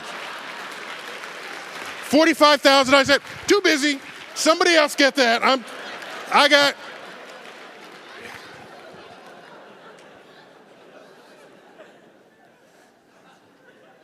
That's how rich the man is, in case you didn't know. Let's go to 100 billion. I've seen this number before. Where have I seen it? McDonald's. Actually, they had like a Y2K problem with their accounting. They didn't have a third spot. So they went to 99. Then after that, they just said, after Carl Sagan visited them, what do they now say? Billions and billions, of course. But I remember when they had 100 billion, if you lay those hamburgers end to end, you can do this. Start right here in Seattle. Go right across the Pacific Ocean, float them on a little plate. And you can come around back and come right back here to Seattle, across the Europe, the Atlantic, the United States, and come right back here with your 100 billion hamburgers, and you can do that 52 times. Then with what's left over, you can stack them with what's left over and make a stack high enough to reach the moon and back. Then you would have laid out your 100 billion hamburgers. This is terrifying news to cows, all right? I just want you to know. Also 100 billion. Do you realize that in 1 linear centimeter of your lower colon lives and works 100 billion microbes, which is a bigger number, about the same number, as the total number of human beings who have ever lived. That's what's going on in your lower intestine. Yet we like to think that we're actually in charge of things. But from the point of view of the bacteria, we are just a warm, dark, anaerobic location for fecal matter. It's just a reality check here, okay? We tend to make things nicer for ourselves with words. Like what's the book that has optical illusions? Who doesn't like a good optical illusion? Of course, that's not what they are. They're brain failures. That's what it is.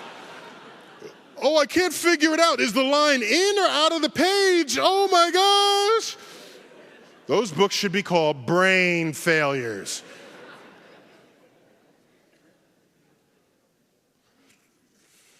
A few more, and then we got a trillion.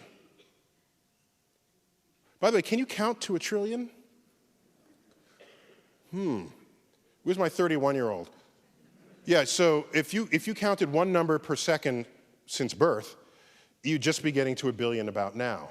So if you wanted to get to a trillion, which is 1,000 times bigger than a billion, how many years would that take you? 31,000 years, right? Simple math. It takes 31 years to count to a billion, 31,000 to count to a trillion, so definitely don't try that at home. A trillion seconds ago, somebody painted those on a cave in Lascaux, France. France. Have you ever heard the joke? It's like a really stupid, self-deprecating joke. They say, you know, the French, they don't even have a word for entrepreneur. You know?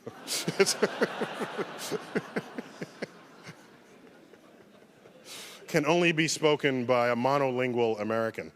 So we have billion, trillion. What's the next number here?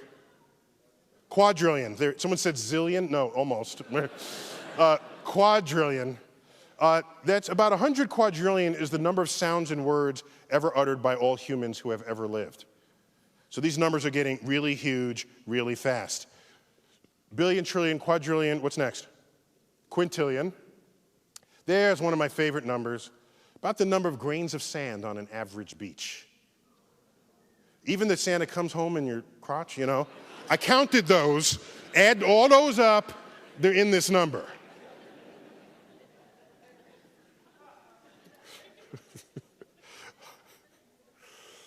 Million, billion, quadrillion, quintillion, sextillion. A 1 with 21 zeros. Of what possible significance can this number have? That is the estimated number of stars in the universe.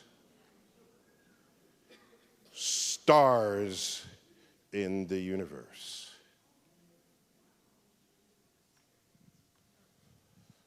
Some people, this depresses them. Among them, this gentleman, a professor of psychology at the University of Pennsylvania.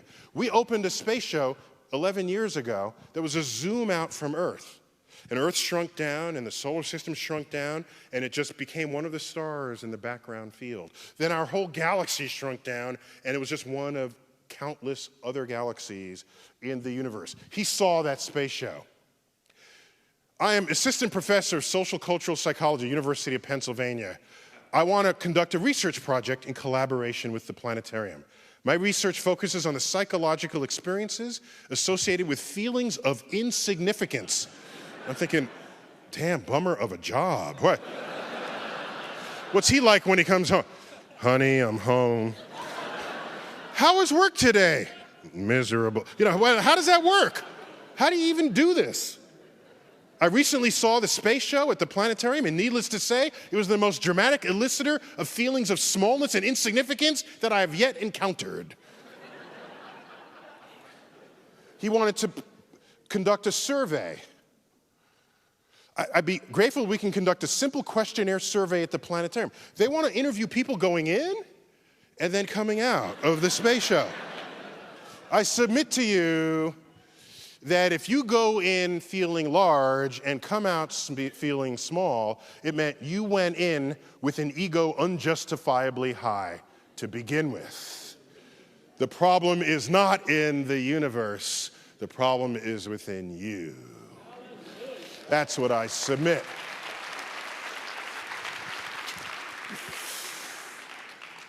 Let's take a look at something real quick. Cosmic abundances of the elements, ranking them top to bottom, most abundant to least. Number 1 in the universe, hydrogen. Cool. Number 2, helium. Very nice. Number 3, oxygen.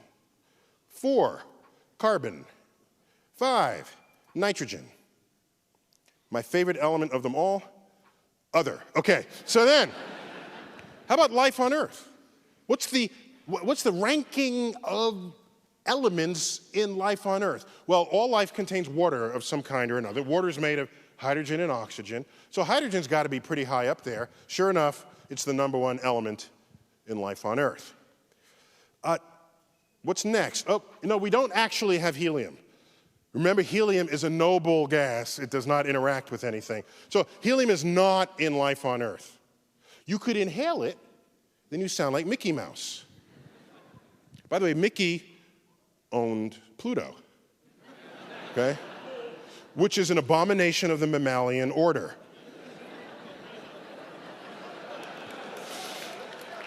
Dogs eat mice, okay? So I had to get to the bottom of that. I called up Disney. I said, how is it that a mouse owns a dog? What goes on there? And he said, okay, if you are a creature in the Disney pantheon and you don't wear clothes, you can be owned by others who do. Pluto is butt naked and walks on all fours and does not speak, whereas Goofy, also a dog, wears clothes, walks bipedally, speaks, owns a home, pays rent. That's the difference, okay? I know you were burning to know this. Okay, next most abundant ingredient, life on Earth, oxygen. Next, carbon, in order. Next, nitrogen. And together, class? Other. We are 1 for 1 the same ingredients that appear in the universe. If we were made of like an isotope of bismuth, you might say, hey, we're different. We got something different going on down here. Excuse me, we are the same as the universe. And these elements are forged in the centers of stars.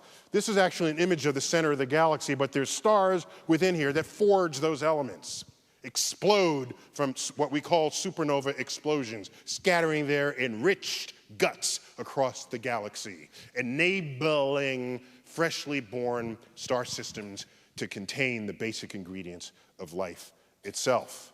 And this is going on in every single galaxy across the universe. If we can dim the lights for the last 2 images.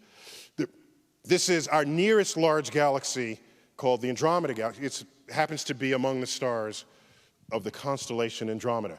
That fuzzy spiral contains 400 billion stars. These other stars you see in the picture are sitting on our nose in our own Milky Way. It's as though we're looking past a screen door through the void of intergalactic space to another galaxy. If you pull out the power of the Hubble Space Telescope and say, I'm not going to look at this big galaxy, I want to look at an uninteresting corner of the dark night sky and show me what's there, this is what shows up. This image has 3 stars in it that happen to be sitting on our nose. One of them, if you can still see me, is right here. They have spikes. Another one is directly over me here, and there's one at the top. Every other smudge, every other shape in this image is an entire galaxy, from nearby to the distant universe. Every single splotch on this image. This is the Hubble Ultra Deep Field. That's what it's called.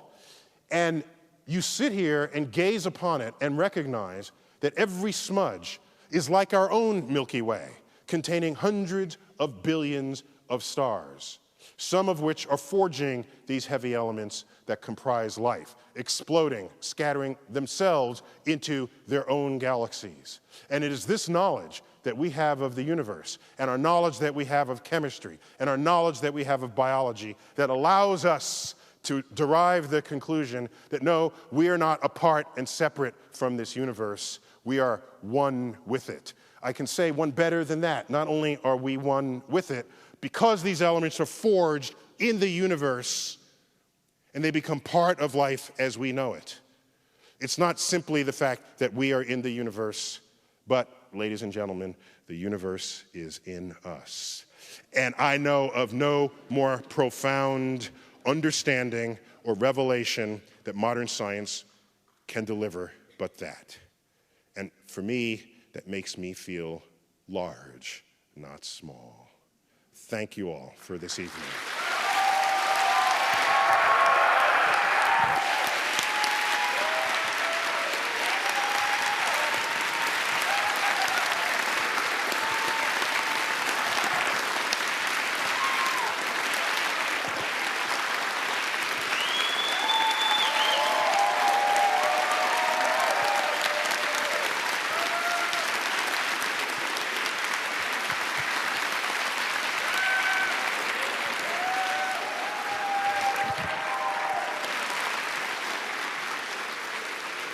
Sorry I went a little long.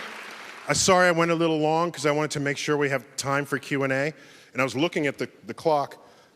We actually have a little bit of time. I'm actually flying out tonight back to New York, but I have maybe 20 minutes or so. I think that's enough to get some good sort of Q&A action here. Because there's one huge aisle, I mean, there is no aisle in the middle, there's one huge row. If you just raise your hand, I will call on you, and I'll list this room has awesome acoustics. If no one else can hear it, I'll just repeat your question. And we'll be folding in questions that have been texted to the special text line that was given to you earlier. Ma'am, right here, yes. And I'll repeat the question.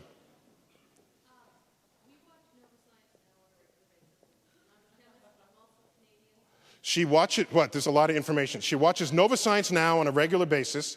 She's a chemist and she's Canadian. Okay, I'm trying to stay with you here. Okay, go on. She's accustomed to the metric system, yes. But all of you are amassing at the border between Canada and America. Are you planning an invasion? Because we have top people checking this out. I just want you to know. Okay, go on.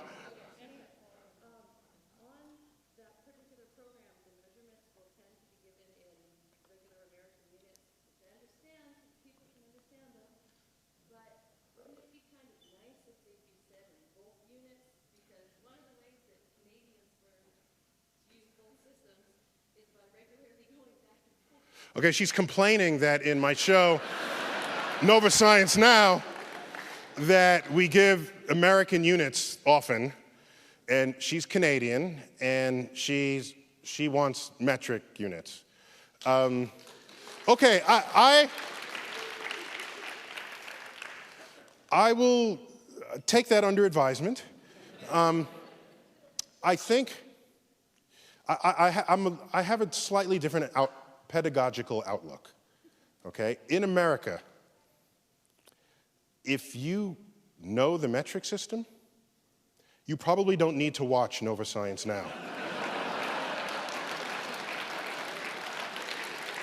So I'm really just trying to reach the people who need the science.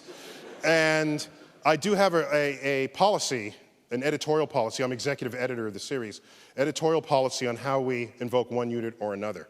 We will use metric units if the number is out of scale of your everyday life. All right? So I'm not going to give the diameter of the solar system in feet. All right? But if it's the temperature of a room, I'm not going to give that in Celsius because no one will know what the hell I'm talking about here in America. So that does put a greater burden on you, the Canadian, to adapt to our mysterious ways here in America. Yes, right there.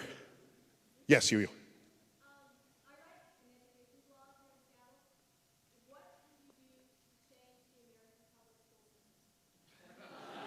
Okay, she writes an education blog here in Seattle and wants to know what I would do to change the public school system. So I'm sad about a couple of things. When I look back on my life, and I've done this experiment, we'll do it here live. I ask of myself, in my life, How many singularly influential teachers have I had out of the 100 or so that I've had since kindergarten, right up through college and graduate school? Maybe 200 teachers. How many? And it's maybe 3. And then I thought, am I unusual in this regard? So I started asking around. And I've come to find that nobody has more than 5. Nobody. Typically it's 3, maybe 4. And just a quick show of hands, in your life, how many teachers sort of were singularly impactful on your life? So how many? 5 here, 2, 5, 3, 3. Who's got 8? Who got 8? Oh, it's the guy who was... No. No, did you grow up in America? Yes. Did you attend public schools? Yes. What city did you grow up in? Evanston, Illinois. Oh, Evanston, Illinois. Interesting. Okay, so clearly with the number 8, he's an outlier from the general statistics that we've come up with here. So what I would do is the first appearance of the cloning machine, I will stick those teachers in that machine. They will then become the entire teacher supply of the nation, and that would transform the K through 12 educational system. Now, I'd say that only half jokingly, but why is it that out of 100 teachers, 1 or 2 of them actually made a difference in our lives? I bet those are the teachers I bet for none of those teachers are you saying, boy, that teacher gave a great exam. That's why boy, that homework was awesome. This is what you're saying about those teachers? No, that's not what you're saying. You're saying that they had an energy, they had enthusiasm for their field, that they made you like what they liked, even if you started the class not caring anything about that subject. That's the power that those teachers have. And there's not enough of that in the academic system. And I lose sleep at nights wondering how we can boost the number of those teachers. So that's the slightly unrealistic solution that I have to that problem. Yes, right here, yes. One. Second row. Okay, I've looked at one of your lectures before, and you said that when people get to the limits of their knowledge and they invoke intelligent design, you said those people are no longer useful for you in the lab. If that's what they do, yes. So the question is, he saw one of my talks where I spoke of when the research scientist, so do you carve your way to the edge of what is known, and so there's a boundary there between what's known and what's unknown. Now you want to push that boundary by asking questions of the unknown, and that's how discovery unfolds. And in that lecture, I commented that there are some people in society who will invoke either a deity or what they call intelligent design as an accounting for things that we don't yet understand, on the premise that we will never understand it. And I asserted that those people are not useful in the laboratory. Whatever it is they do in life, the lab is not a place I need them to be. I need the people in the lab to say, there's something I don't understand, I'm going to solve it. That's a different kind of mentality towards the unknown, and those are the people who make discoveries. Okay. So,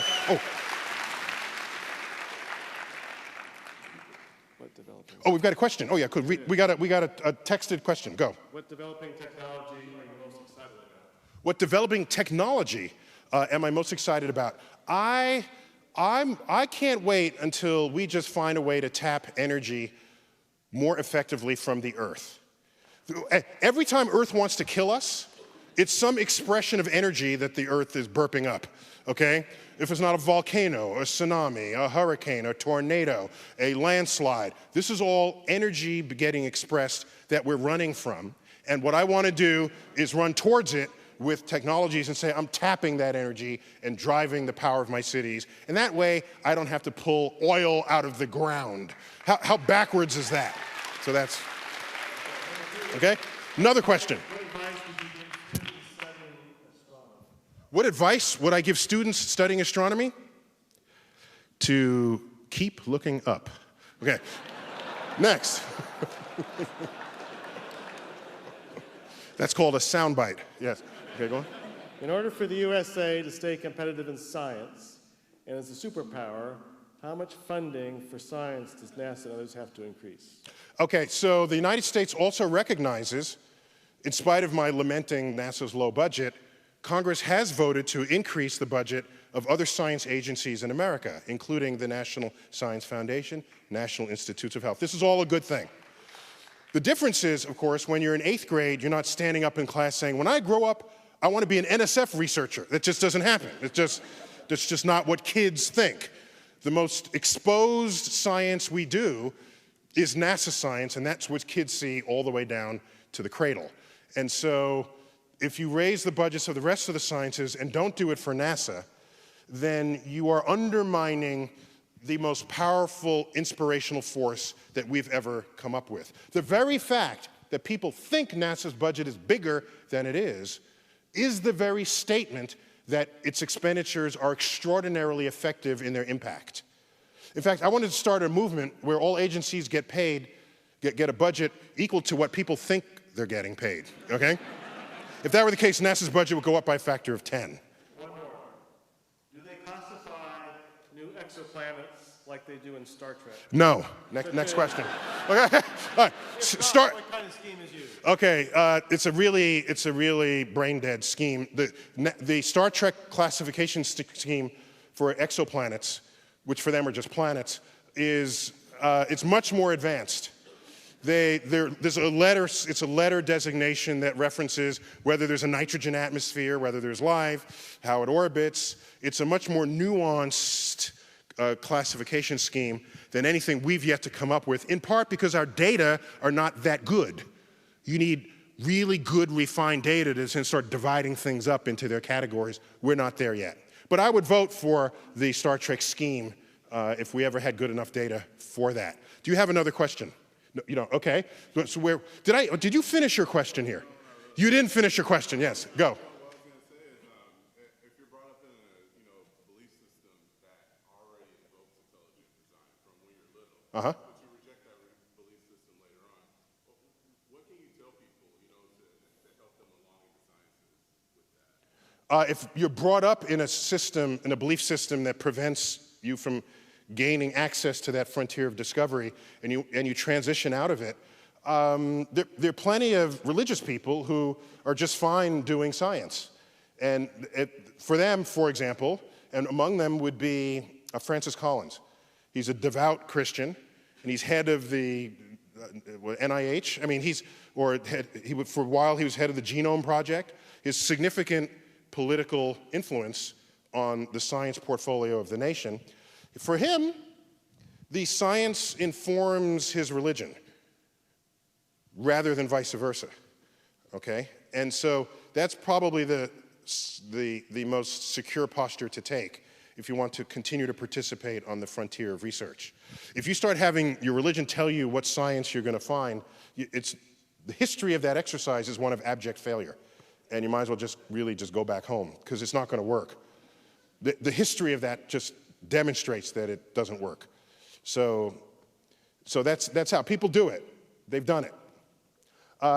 Balcony, yes, right there, sir. What makes globular clusters stable? Woo.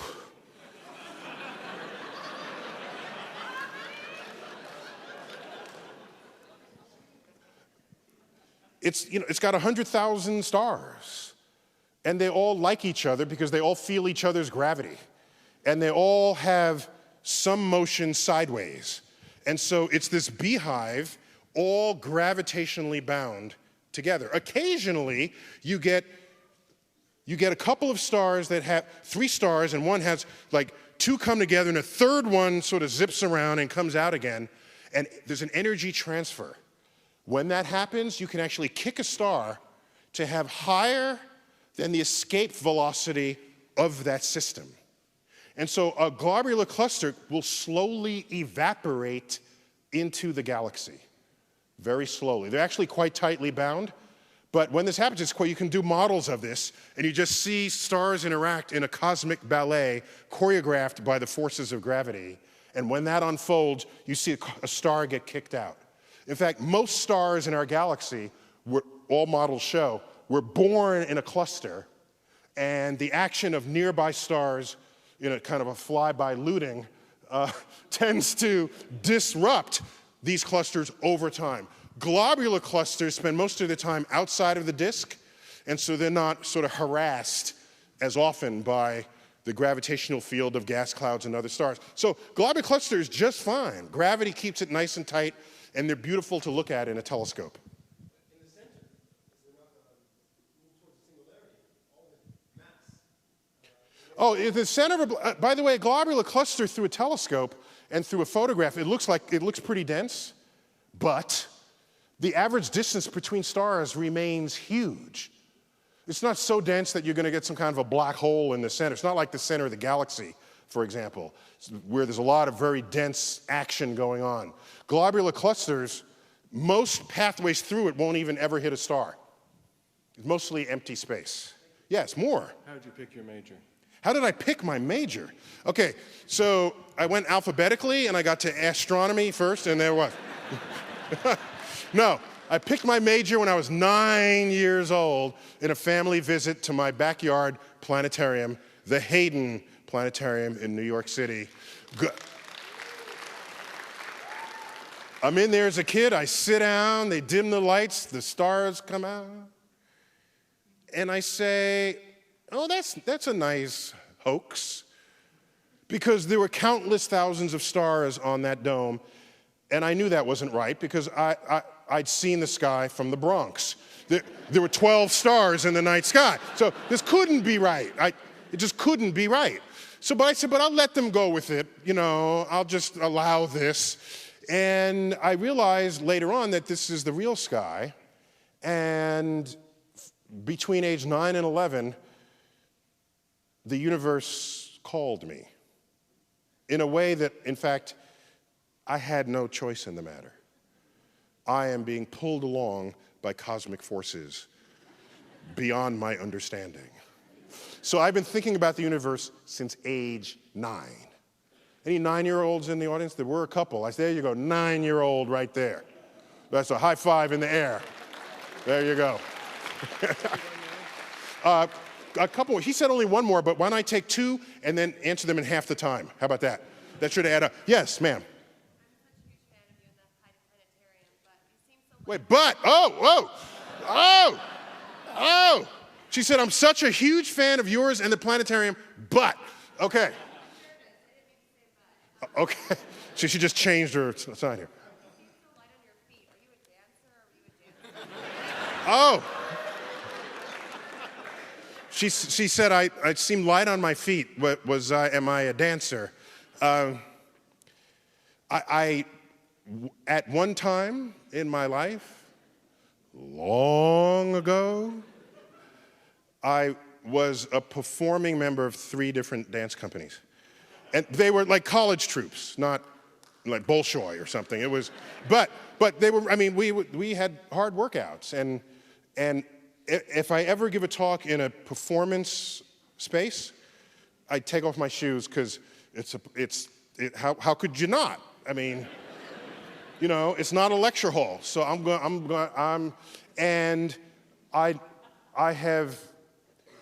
I've longed to be in the dancing shape that I once was, but when I was dancing, I wasn't writing books.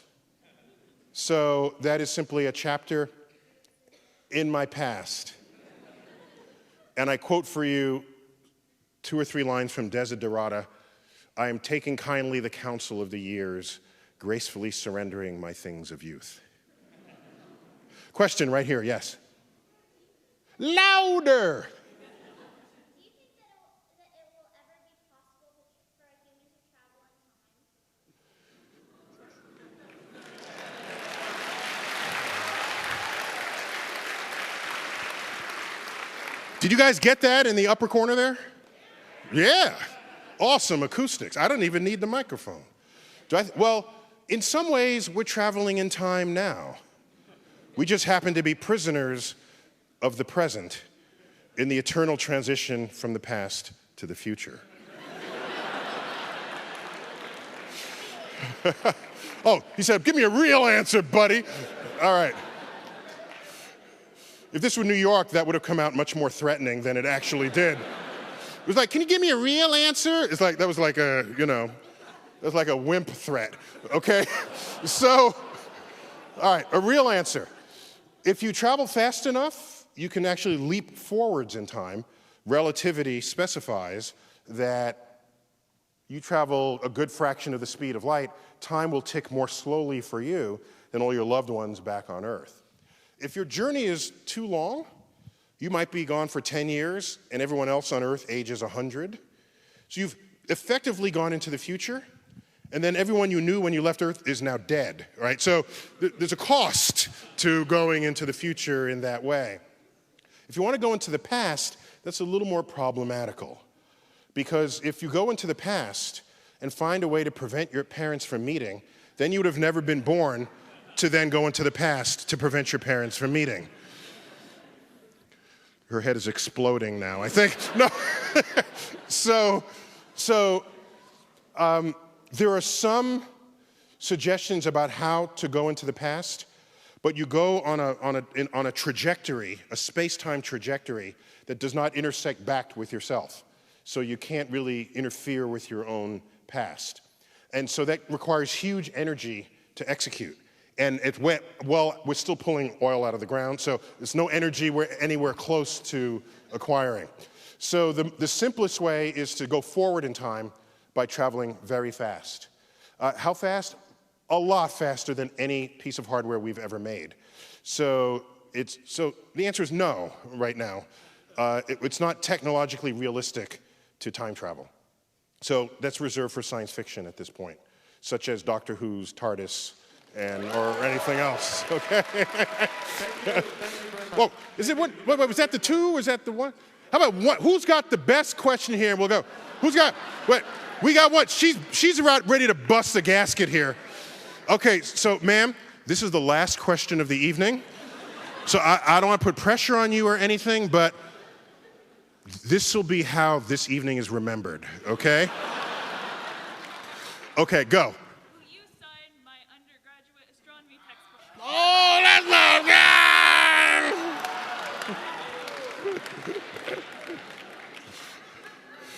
good! I have a quick answer for that, but I want to take another question for that. But wait. My quick answer is, I'd be happy to, but I will not have time. So on my website is my address. Just mail me the book. I'd be happy to sign it and send it back to you. Okay? I do that all the time, and it's fine. Okay? Who's got an awesomest question? What? We got 12 hands pointing in. Sir. So I'm thinking about science as a career, and up until this day, I'd always thought research. Research is what science is. But when I see you, it seems like a lot of science is telling people about research. So what should the relationship be between doing the work and making people understand it?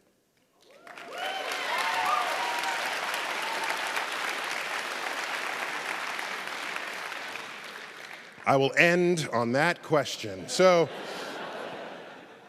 my energy for communicating science derives from the research that I do.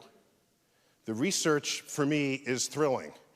The press reports the results of research, which for some projects can take many, many years. So if you want to become a scientist, you have to learn to love the questions just as much as the answer, because in fact, in some cases, you don't even get to an answer. You find out you're navigating the wrong path. So the people who say, "Oh, a graduate school is I can't," that is science. What you're doing as a graduate student is becoming a research scientist. And that's what you do. You work long hours. You're in the lab. You occasionally forego personal hygiene. This is what that is, okay? I bet you Darwin and Newton did not smell very good, all right, is my guess, okay? Newton, while he is discovering calculus, all right, he's probably not saying, "Oh, I need a shower about now." No, he's pretty focused doing what he's doing, all right? And so that's where I derive my energy to share the passion. Now, I would do so no matter what. But there's a more important reason for doing it. And that is most pure research in the sciences that goes on in America today, that's not product-driven, goes on at universities, and the source of those monies are from public-based, tax-based funding agencies. So, collectively, we pay taxes to the country's portfolio of spending, some of which funds the science that's conducted by scientists. As a result, the science that's done, the scientist that conducts the research, is obligated to the public to share with them the fruits of their research. The public paid for it. And I submit to you that there was an era before that was taken seriously. There was an era where the scientist in the lab would say, the press is beneath me, they'll probably get my story wrong, I don't want to have anything to do with them, leave me alone. That happened only to the peril of the funding stream that went into those labs. And the first person to realize this in a big way was, in fact, Carl Sagan. Because what happened was, he would start bringing science to the public. He did it sort of first and best. And colleagues said, what, you're on the Tonight Show? You're a scientist, and you'd stoop to go on the Tonight? And he was criticized for this. Criticized. Meanwhile, the scientific community saw their budgets rise. And so in astrophysics, we learned earlier than in other fields the value, the general value of bringing the fruits of our research to the public. And I can tell you that I don't know if I'm biased. Probably I am, but maybe a little bit is not. I think Hubble images are pretty cool. I think these pictures I showed you tonight are kind of awesome. I think all of us, at some point, we look up and wonder what our place is in this universe. And a small fraction of the total population gets to actually call that their career. So at no time do I take it for granted that it is not only a privilege to study the universe, it's an honor to do so with the sanction of those who are taxpayers and who even come out and hear a lecture that I give. Thank you all again. Seattle.